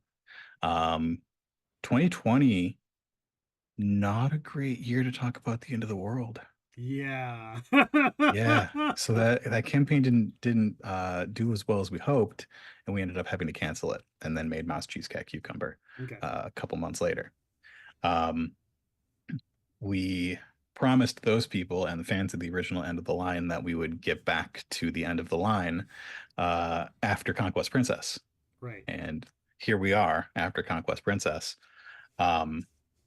As we were looking at bringing this game back to crowdfunding, back to the fans, gaming has changed a lot in the past 10 years. Yeah. And thank you, Redneck, for pointing out that our topic was off and get that fixed. So gaming's changed a lot in the past 10 years, and we wanted to make something that was more appealing to modern board game players, which is something that is easier to learn, faster to play, and more bang for your buck. Yeah. So slim down box, combined rules to smooth everything out and make it play really nice and fast. And something we learned with Conquest Princess, I don't remember which scenario we played when we played one, but we wrote 2 beginner scenarios, which sort of taught the rules as you go. So we wanted to make a version of this that does sort of the same thing, where there was like something that we can play and demo at a convention in 20 minutes or less. Right. It's a starter version, which is almost just as fun as the advanced, the full rules. So I played the original one back in the day. I was there. That's actually, here's a little insight. Where did Nick meet Seppi? Nick met Seppi at a con of the North when Seppi was doing a demo of his new game called End of the Line. So that is where I first met Seppi, and I remembered the game, and I remember and I knew who Seppi was mostly because I had seen him at the local comic book store, and my wife knew him, but I didn't really know him. But I remembered the game, and I kept saying, I got to get this on my list. I got to get this on my list. I never was able to get it in our gaming list. And, eventually, the out of sight, out of mind, object permanence. Yeah. Yes, people, if it's not in the front of the fridge, I don't see it and it goes bad.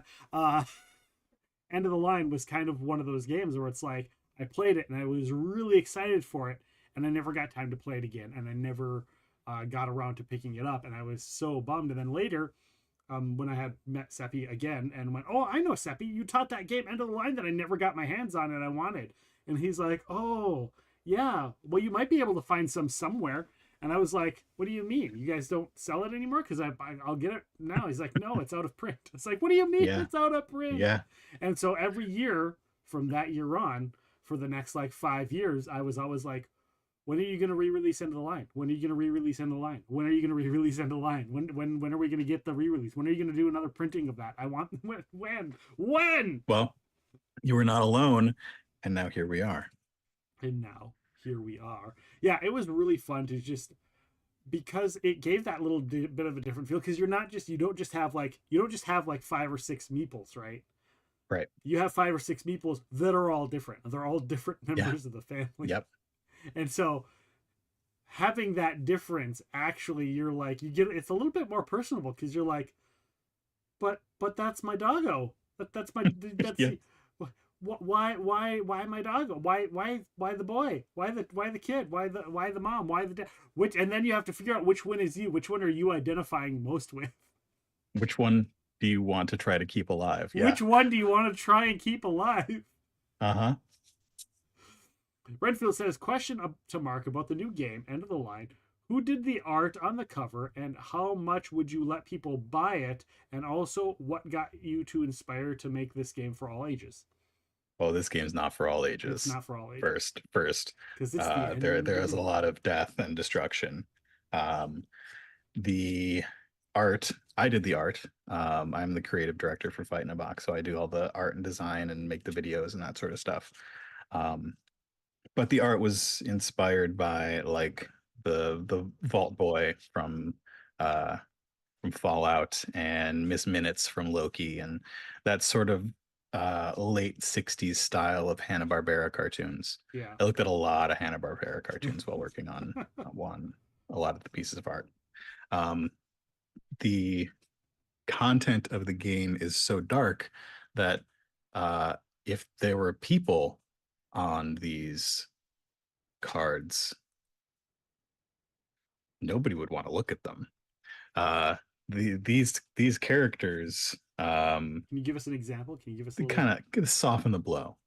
It's all it's a lot. All your characters are last Sunday we played a game where at the end of the game, in the last round, every single character died.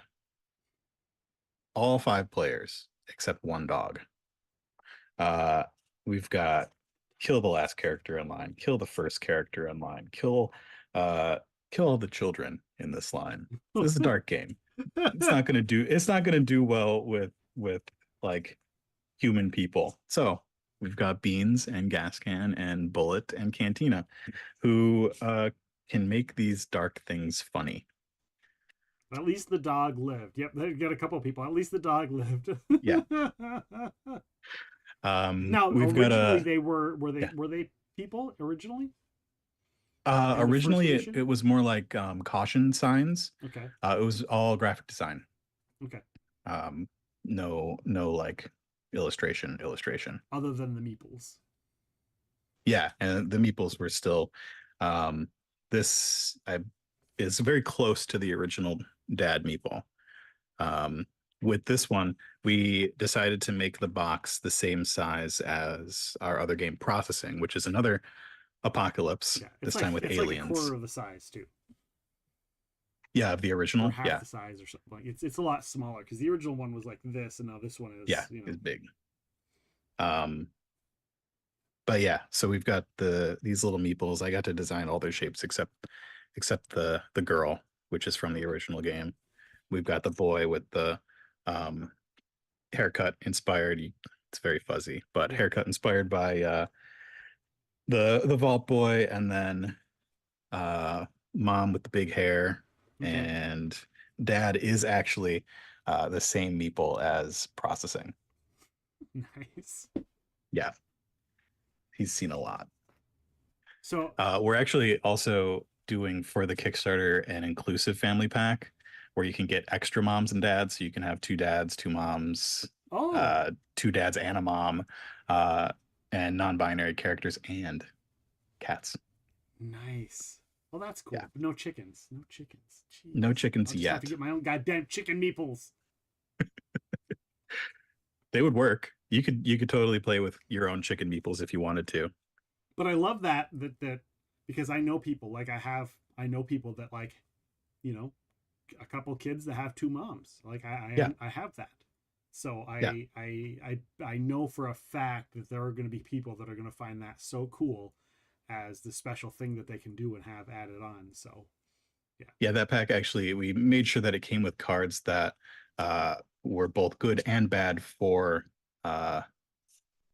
when you mix your family up, so that it's not the nuclear family. Right. So you're not like sitting there going, all right, all the dads die. Well, there aren't any, so there we go. Yeah. So is that going to be one of those situations where, like, because if you're playing multiple people, like my family can have whatever, and then somebody else's family can have something completely different. Yeah. Okay. That is cool. Which is fun. Yeah, that is fun. Your family could be 5 adults if you wanted. That would be great because me and kids don't get along very well. Yeah, so. You could just be until you that and your card friends. pops up that says all adults in the line die, and then I just that's the issue with playing that family. So will there then be cards that are for cats too? Most of the things that affect pets will either say pets or non-humans. Okay. Just in case we add robots, because robots are non-humans. Oh, in case you add robots. Epic Realms is the best. Wink, wink, nudge, nudge. Thank you, Renfield, for the Epic Realms is the best alert. Much appreciated. So here's something else that I was looking at. So I was looking because you sent me a lot of the art files and stuff, so I could use stuff for this. And really, all I really wanted was the see-through box that I could put up, so everybody can see, you know, right there throughout the entire stream what the game looks like. And I was looking through, and I was like, you know, as much as the art has changed, I feel like, you know, when you're looking at it, you kind of still had the feel of the first game a little bit. Looking at it. Yeah. Was that something intentional where it's like, well, we still wanna take a little bit from the look of that game and put it into this? Yeah. I am big into color. So a lot of the colors from the original game stood out, and we were looking at like late 60s for this. Processing, the other games 50s, this is 60s. Maybe we'll do a 70s game, maybe we'll do an 80s game at some point. So I took all those original colors and game. The juggling Rubik's Cube sure game will be the, yeah, will be the 80s game. It's got to be 6.5 minutes or less. So I took those colors and sort of made them a little bit more retro. I used stuff from the original game, like the 4 different resources. We've got food, water, ammo, and fuel. These icons may change before we finalize, but these are from the original game. Right. They might get a little chubbier. Okay. A little filled in. But then when I had to make new icons, I sort of went with that sort of feel to make them feel like that too. Yeah. Keep it in there. Pixel Nick says, can it be 5 dogs? You would have to get 5 copies of the game to do 5 dogs. And so you don't get extra of those in that extra expansion. You get a cat. The thing about dogs, because you said you get extra, adults and whatnot. Yeah. So. Yeah, you just get a cat. Done. She says done. Done. Yeah, we're done here.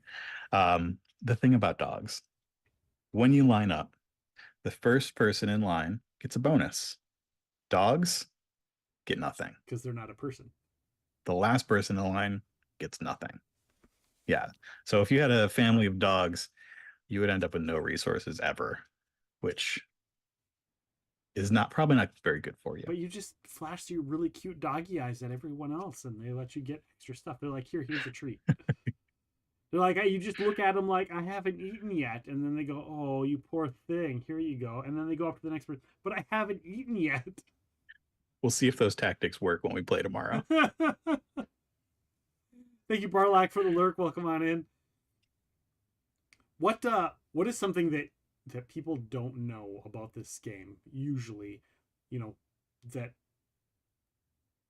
you really want to emphasize that this game is for or about?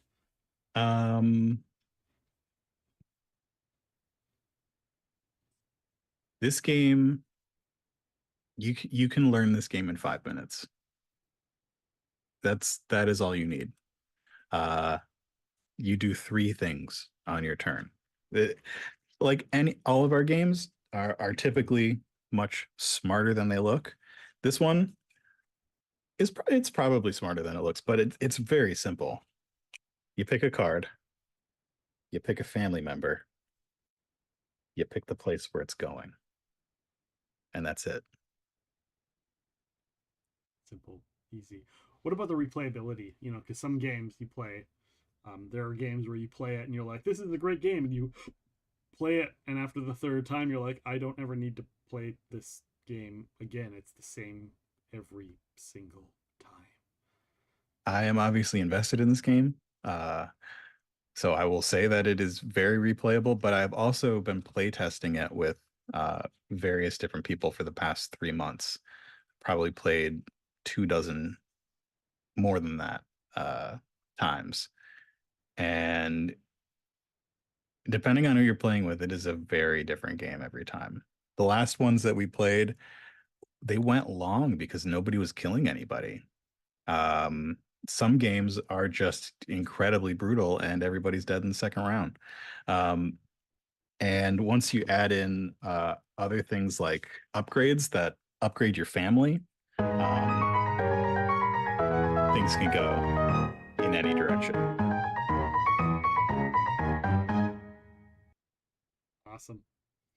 Again, guys, we're going to be playing this game tomorrow live on stream. Yeah. So we're talking about all these things, and if you're the kind of person that's like, I hear how the game works and it's going in this year and it's going out this year and I don't get it, you can join us tomorrow and watch us play and hang out while we're playing. It's going to be myself. It's going to be Mark. It's going to be Seppi. It's going to be Pixel Nex, who's here in chat.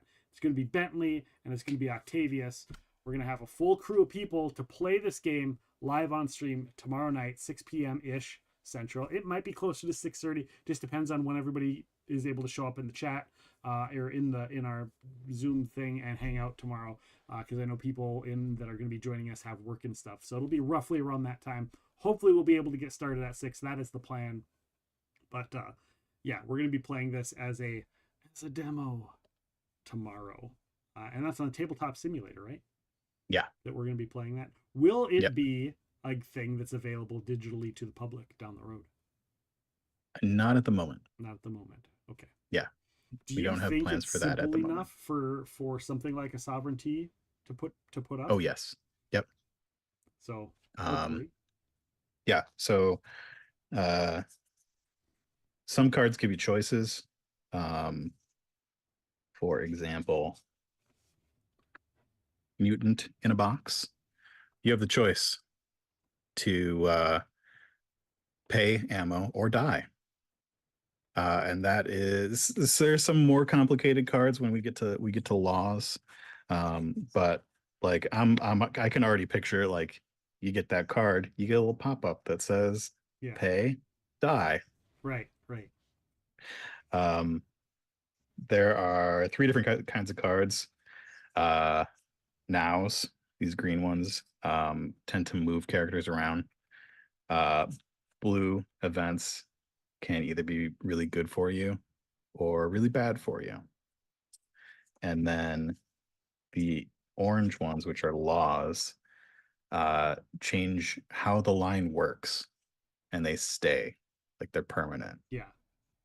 And some of those can get So when really you say fun how a and line funny works, and explain weird. to us what you mean, how a line works. Yeah, so you play your cards into the line, and when the line is terminal, we call it terminal, it has the same number of meeples as there are players, we execute the cards. We do the green ones first, the nows, characters move around. We do the blue ones, then people die. And then we do the orange ones, which say, skip the collection step. Nobody's collecting in this line. I don't want any of you to have resources. Or what do we got? Privatization.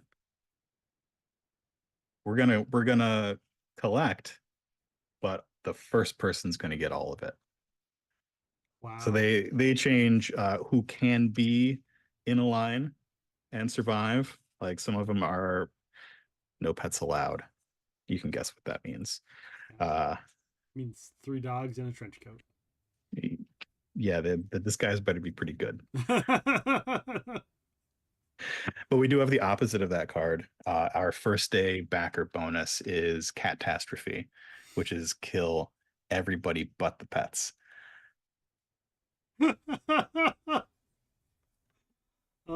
gonna be great. It's gonna be great. Yeah. Guys, go check it out. The game is amazing. I look forward to seeing the 2nd edition version of this game coming out on Kickstarter tomorrow. Guys, it's gonna be freaking it's gonna be great. Yeah. It's gonna be awesome. And I look forward to it. Here's another link right there. Go to the Kickstarter. Go ahead and put notifications on for when that goes live. You can get a notification, go in there and do it. And of course, make sure to come and join us again tomorrow for that. Guys, we are at a last topic. Our last topic is going to be the potluck. It's whatever we want to talk about, whatever you want to talk about, whatever. If you want to keep it on the Apocolypse theme, if you want to keep talking about the game, if you have questions of anything of that kind of nature, feel free. Scooby, that's not Scooby-Doo, that's our grandma. I mean, yeah, that would be freaking hilarious. A raid! May's coming in with a raid. Welcome on in, Raiders. May is amazing. Guys, go and check out the amazing May.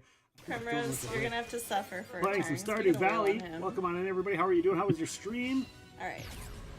A little clippy clip. It's okay. It's okay. Elfin can just bring everybody back to life. Come all back to life. Just bring them all back. Cue that one song from Frozen. Let it go. It's like, it's okay. the song from You Frozen? can just unfreeze it, but Slow I down don't now. know how. Guys, go check out May. May is an amazing streamer, does a variety of games, really fun, really cool. I like to hang out over there and chat. She's the one that inspired my snack redeem. She's the one that inspired the snack redeem here on the stream, because I saw that and I was like, that's a great idea. So welcome on in, May. We are talking with Mark from Fight in a Box Games today on Off the Pod. We were just talking about the End of the Line board game. If you like board games, you definitely want to check it out. The link is right up there is up there in the chat. We're going to be doing a demo of this game tomorrow, so you can get way more details on this game. It's going to be me, it's going to be Mark, it's going to be Seppi, it's going to be Octavius, it's going to be Bentley, it's going to be Pixel Next, all in one place. We're going to play this game. We're going to demo it tomorrow. So it's amazing. This is the 2nd edition of the game. I've played the first one, as I mentioned earlier, and it was phenomenal, and I can't wait to see this one. And I think it's very lucky of me, because Now I'm going to get this version of the game. I'm going to get the updated, new, fancy, awesome version with Mark art. That's what we're going to call it, Mark art. This one has the Mark art on it, and it's and it'll take less space on my board game shelf. So definitely stick around. We do love board games. Well, May, if you're around tomorrow, please stop by and watch the game, learn how to play it with us. I'm super excited, and it's going to be a riot. It's going to be ridiculous, and it's going to be a lot of fun, guys. Also, like I said, go check out May. May is freaking awesome. I was hanging out over there, lurking earlier today as she has got started going on her stream. So for those of you that don't know, Mark's done all kinds of stuff. He did Hedgehog Hop, right? Yep. You did Mechanical Corners. We talked about the Mechanical Corners RPG, which we probably should do a couple more of those maybe down the road. We should. Sometime. Yeah. Let's make it happen. He does all kinds of stuff. He does podcasts. He does videos. You saw the video for End of the Line. Should we watch that video again? Do you want to watch that video again real quick? Let's watch that video again. Before we start the potluck, let's watch the video again. You can get a little bit better idea of the board game. For those of you who rated in just now, here is End of the Line, going live on Kickstarter tomorrow. Let's all get in a line. Let's all try not to die. At the end of the day, we'll see who can survive. The world has ended and you need to gather the resources for survival. Stand in line and try to outlast your neighbors. Will you get what you need or what you deserve? End of the Line is filled with the best and worst the end times have to offer. Pick a card. Pick a family member. Pick a line. Fuel, ammo, food, or water. When life fills up, see if you survive. What do you do when the world ends? Get in line with everyone else.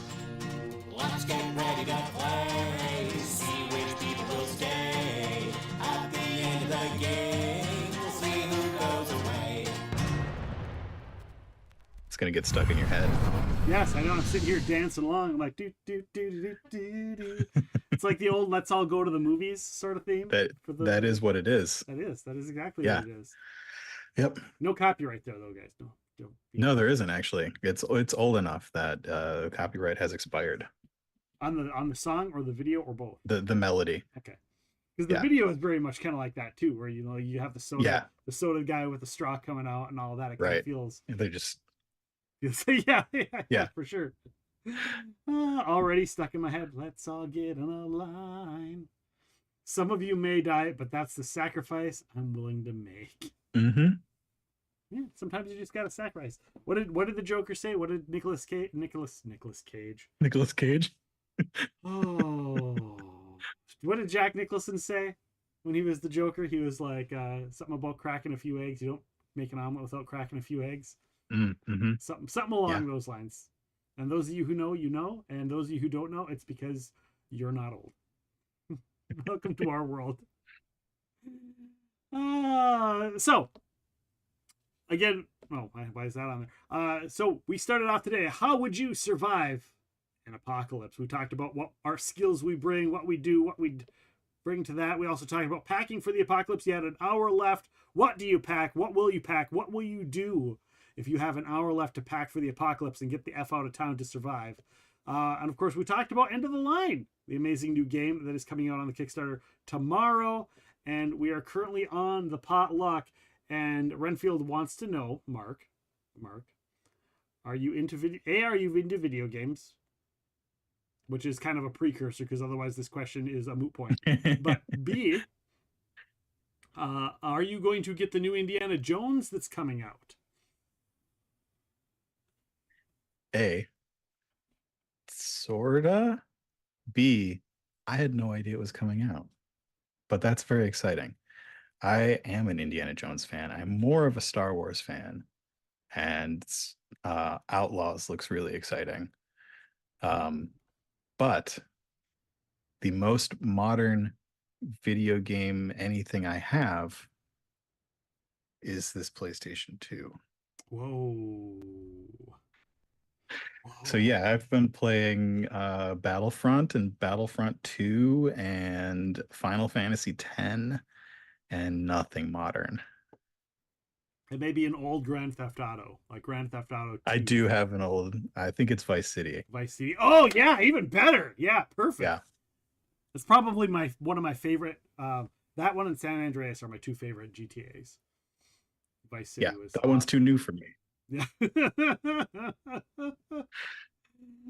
I and am his other stuck in question my. was, would you like to make a game with Nick, with anyone like Sure. Nick, a board game? You got a game idea for me? Oh, you already know this. You already know I have a game that's almost done. Hold on. It's I have a game. It's almost done. I actually went and found it. Remember when we talked about it and I was like, I gotta look it up? I looked it up. I pulled it out. I actually looked through the cards. I actually started art for the demo right here. So I have sort of art cards for the card game. Looks like Magic the Gathering inspired. It's very well, it's similar to that. So you have character cards, which I just kind of made and put together. I don't have character art on them. So you play these characters. It's called the 10,000 Islands. It's inspired by an RPG that my friend Adam has kind of started and I helped out with, and a couple short stories I wrote. And it is very Magic the Gathering. It's not Magic. It's collectible card game inspired. Okay. But I didn't want it to be collectible. I didn't want you to have to fork out. I wanted it in a box, and but I still wanted that feel. So like you get a lot of deck builders where by the time your deck is kind of cool and it starts getting going, the game's over, right? Yeah. You know, you play the DC deck builder, or you play Ascension or Descendant or any of those. By the time you get to where you're going, you know, the game's over with. It's like, man, I was just getting a good card. It's not like Magic where you get like this, you know, you build your deck and, you know, you get going, but you can start pulling off combos and doing cool stuff. So the idea of this is that you have your character card and you get all of your character cards with your character card, and then you can kind of draft, you can build your deck based on the remaining cards in the entire box, right? And so you take turns and then you build your deck and then you play. So you kind of get that. Or the characters will have preset decks that you can preset and build just to pack and go and play. Like, here's my characters and play. And so that's it. The game is, I didn't really get into playtest mode. It was in playtest mode. And I haven't done anything since because I couldn't find anyone to playtest with. And then I lost inspiration and stuff happened. And I was just like, but everybody that played it the first couple times was like, that's really cool. And the one feedback I got was skip the draft and just play test it, pre-build the decks and have that be an option. That way when people, because they're like, I don't want to buy a game and then sit there and have to draft and do all that. I just want to play. And so I was like, okay, well, that was easy enough. So there you go. In answer to Renfield's question and yours, I have one. Have you gone to Protospiel before? No. Okay, so Protospiel, there's one in Minneapolis, Protospiel MN, is where we take our games to play test them. It's just a bunch of people sitting down at tables with their games, and people just the public comes in and they get in for free. Okay. And can sit down at a table, test something out. You get what hopefully you're looking for by seeing it in action, seeing where things get broken, seeing how people react to things, and it's great. Nice. I'll have to look into that. We had End of the Line there in February. They have one in February and I think one in June. I think we just missed the second one. Okay. But they have them all over. If you're not in Minneapolis, they have I don't remember where any of the other places are, but like I'm pretty sure Madison's got one. But Protospiel, it's a German thing. It's all over the place. Nice. I like it. Yeah, super good, super useful for anybody who's looking at trying to get their games figured out. Yeah, I think I pulled this out and I pulled it up on, like, I pulled it out and I was like, all right, let me see if I can find the original art files, you know, because that would save me a lot of time.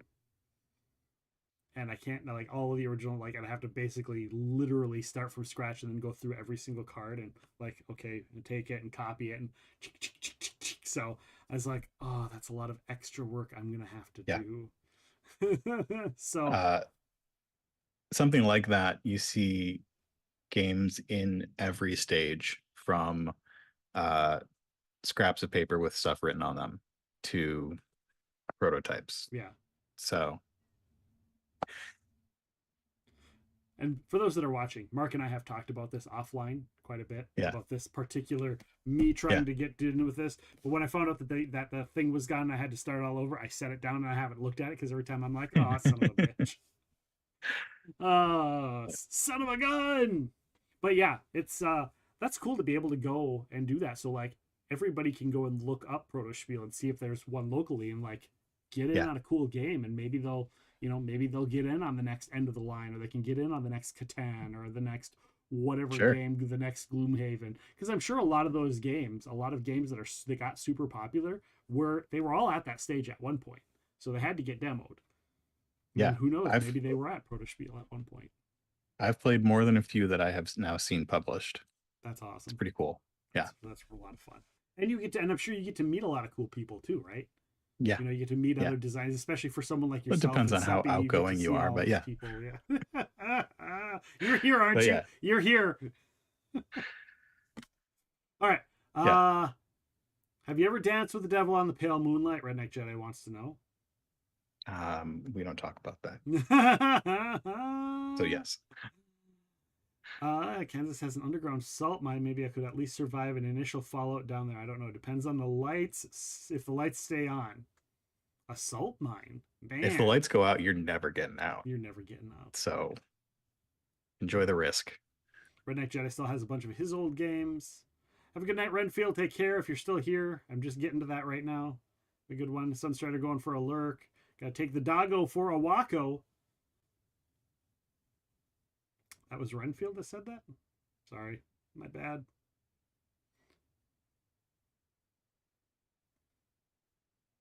My bad. My bad. You're both red. So what are you? Redneck Jedi and Renfield are both in red. What were you going to say? What are you playing right now? What do you mean? I'm playing a PS2. Oh, like what system am I playing? What anything are you playing? So I'm mostly on the PC, doing PC games right now, and I've been doing a lot of Cyberpunk. I started a second storyline because I didn't do Phantom Liberty, and I was really jonesing to play that. And I don't know what it was. There was just something. I think I saw a clip while I was on a break of me playing it, or something, and I was like, man, that was a really good game. And in the moment, it was getting stale for me. I was like, I just got to get it done with. And afterwards, I was like, that was a really good game. And so now I'm like playing it again, and I made a different character, and I wanted to try and get a few different options. And the expansion is out, and the expansion's been out for almost a year now. But I hadn't played with the expansion before, so I wanted to like experience some of that. So I'm trying to I want to do just the expansion stuff on stream, but offline I'm doing a bunch of the other stuff just for myself, just for fun. And then Only Human comes out tomorrow, so I'll be doing that. Cool. Doing Once Human. I'll be doing Once Human this week. And I had it set up on my thing that I was going to be doing it tomorrow. And my wife's like, yeah, and you're doing the thing tomorrow night. I'm like, yeah, I'm doing the thing tomorrow night with Seppi and Mark. And then I was like, did I go on there and say that I was doing Once Human tomorrow? And I didn't say. I like was scheduling it on my YouTube because I have to like pre-build it on YouTube because YouTube, the way they go live is weird. And so I was like, well, crap. So I'm like, delete. And I have to rebuild that for this tomorrow. But that's a tomorrow project. That's a tomorrow morning project. It's a tomorrow problem. Yeah. So we'll put it off tomorrow. So yeah, it's but yeah, Once Human was really good, and I played the beta of that. I played some Dark and Darker, which was a pretty good game that I've been playing as well. I only have so much time to play games, you know. God damn, having to be an adult and to do adult things. Yeah, all my time goes into playing RPGs instead of right. But you're also doing like the podcast RPGs and stuff like that. So yeah. What was there was a one lately with something with cats, right? Cats of Cthulhu. Cats of Cthulhu. Yeah, we had our first episode come out on Thursday, and it was very fun. It's D6 based rules. They call themselves rules light. I wouldn't necessarily say it's rules light, but it's lightish on the rules. But yeah, I had 3 really good players who needed to save the world mostly so that they can save the milkman, so that the milkman can come give them their treats. I was trying to find the like link so I could share the link, but I couldn't remember which page it was on your which YouTube you had it on. Like 1920s New York City. Got to do all my Brooklyn accents and all that fun stuff. So it's on the Nightcast Creative YouTube. There we go. There we go. I found it. One of my favorites I played recently is called Gun and Slinger. Okay. It is one player plays the slinger, the other player plays the weapon, a sentient weapon. Okay. We've got it set in sort of post-apocalyptic West Virginia inspired world, with like King Arthur legends and all sorts of other good stuff. Really, I think a very, very fun game, unique to it. It uses a deck of cards, and in sort of a go fish mechanic. Okay. Where like you first ask, like in Go Fish, you ask, do you have any 3s? And then they have to beat a certain number with their cards that they have as a pair. So if they have any pairs before them, you need to get a higher than an 8. I don't have any 8s. This is like, things are gonna get rough. Okay. But it's very weird and fun and pretty cool. Redneck Jedi says that sounds like the game that Steven was playing. Like you get high and all of the guns are alive. I don't know. Sure. I don't know if that's accurate or not. I mean, you could tell us if that was the same game. You could get as psychedelic as you want in this one. We came up with lore where like there were these like the original Knights of the Round Table figured out how to put the souls of people in their weapons, and at the time it was like the slinger and the gun were chosen for each other, and that time has long since passed. And now they're just relics of the past or people with strange arcane knowledge. Okay. Yeah. They say Pixelnick says that game that the RPG they were playing was called High on Life. Okay. Is the name of that. People get high and then the guns become alive. I played a new RPG as well called Dragonbane. I know that one. That's it's the people who made Vaesen and Tales from the Loop. I forget what that company's called, but yeah, that looks cool. It's D20, right? Free something press. Free League. Free League Press, yeah. Free League yeah. Press. So we played that 2 weeks ago. We played that 2 weeks ago, and then we're playing it on Wednesday again this week on stream. Nice. And I liked it. It's kind of it feels a little bit like DuckTales. Yeah. But not. It feels like D&D meets DuckTales. And I think that's kind of cool. Yeah, I actually that's the one that I have most of their games. I really like their games, but I do not have that one. Okay, well maybe not this Wednesday, but later down the road, if we're doing it again, we'll just pull you in. Sure, be a guest character. I've done that before. I played Seppi's Nightmare, like the horse, once on an actual play that Seppi was on. Yeah. You played Seppi's Nightmare. What do you mean by that? Like, in D&D, a nightmare, the horse. Oh, you played Seppi's Nightmare. I played a horse. I thought like he had a nightmare about a horse. And that was like, or maybe he had a phobia of horses or something. And I was like, wait, what? I could see that happening too. But no, I played a horse. Okay. So if you need me to come play somebody's horse, I've got experience. That's freaking hilarious. Well, and I mean, you've also run here you ran Mechanical Corners, and that's all kinds of goofy silliness and puns. Oh, but not horses. They don't live in that world. They don't live in that world? They're mythological in Mechanical Corners. So you can't play, or you can play any other animal. You cannot play a horse. But you cannot play a horse. Yeah, you can play a unicorn. You can play a unicorn, which is not mythical. No. Mythological. But a horse is Horse is out of the question. Pixel says there were no puns. How dare you, Epic? What do you mean there's no puns? Mark, how good are you with puns, like spur of the moment? Food puns? Easy. Food puns, but other puns? I've just had a lot of practice at food puns. Just because of Fight in the Box? Yeah. Because apparently all of our games are about food. Yeah, they are. And cannibalizing, right? Food and cannibalism. I mean, cannibalism and food go hand in hand. Is there cannibalism in End of the Line? Come on. Of course there is. Of course there is. It's like the most overt cannibalism out of any of the games. So you go in the food line.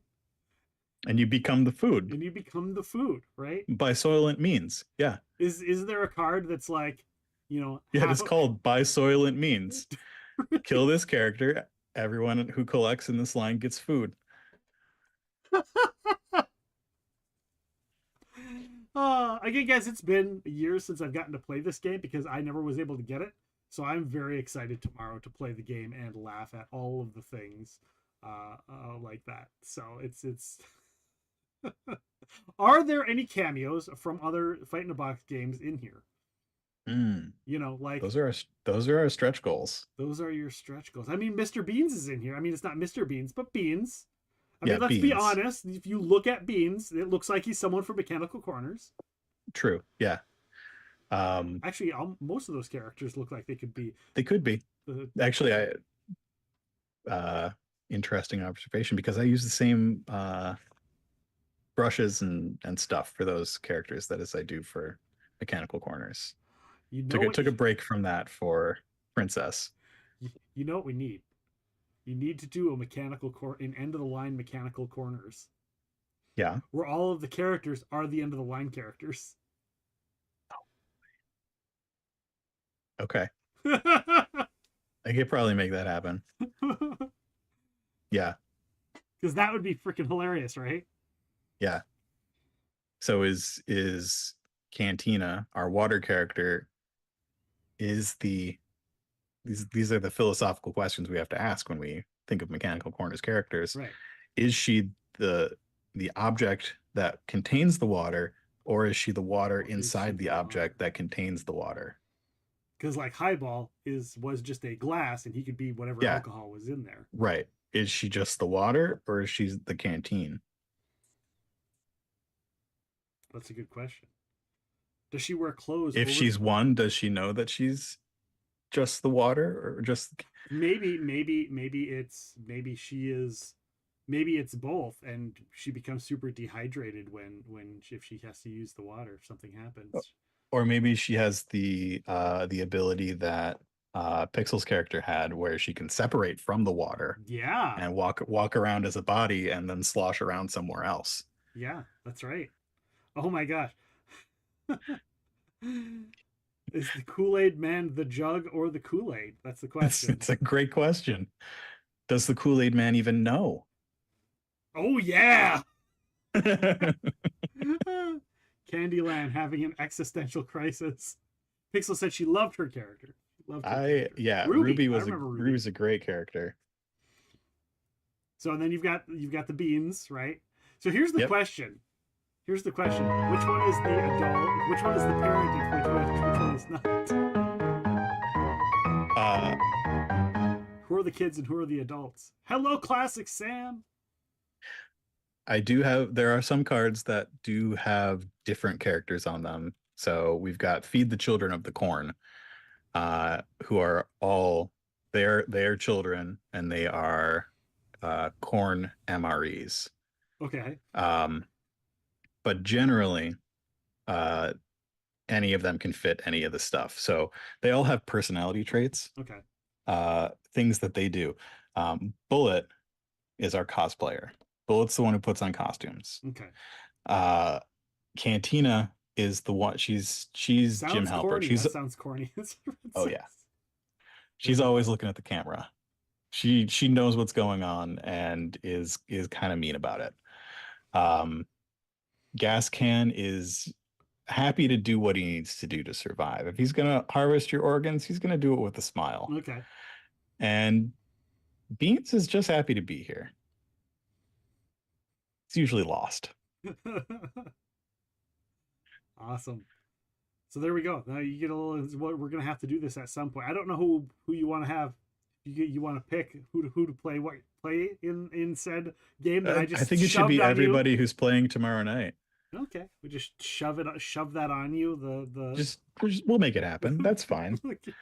I could probably run it right now. You probably could.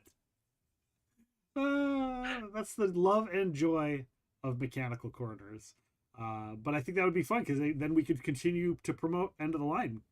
Yeah, sure. Down the road, the End of the Line Mechanical Corners RPG crossover.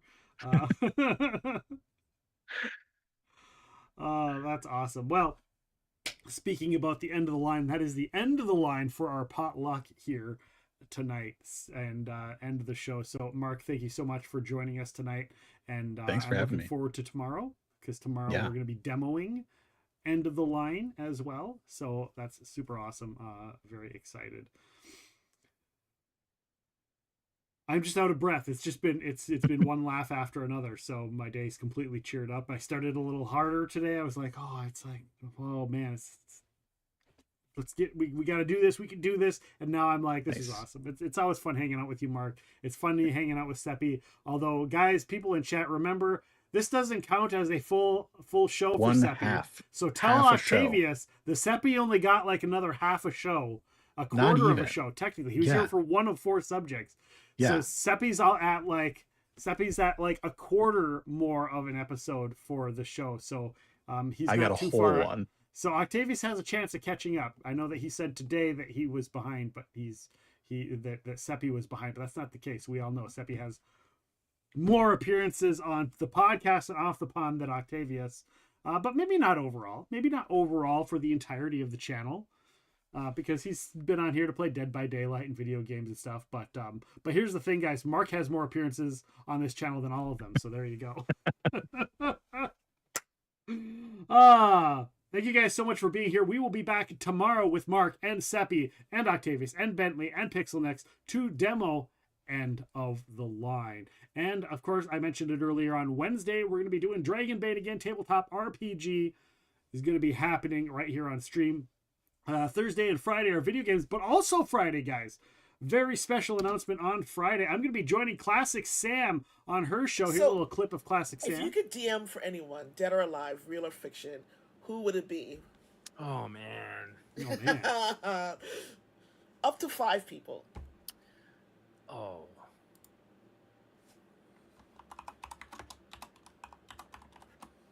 Who's going to be Mr. Dan Dan? I would want a DM for Edgar Allan Poe, Robin Williams.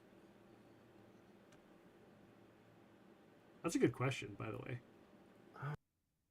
That'd be a good question. So go check out Classic Cam. Go and give Classic Sam a follow. I will be a guest on their show this Friday at 6:30. We're going to talk about all kinds of different things. I'm sure we'll talk about role-playing, podcasting, gaming on stream. Who knows what we'll talk about? Classic Sam is a classic act.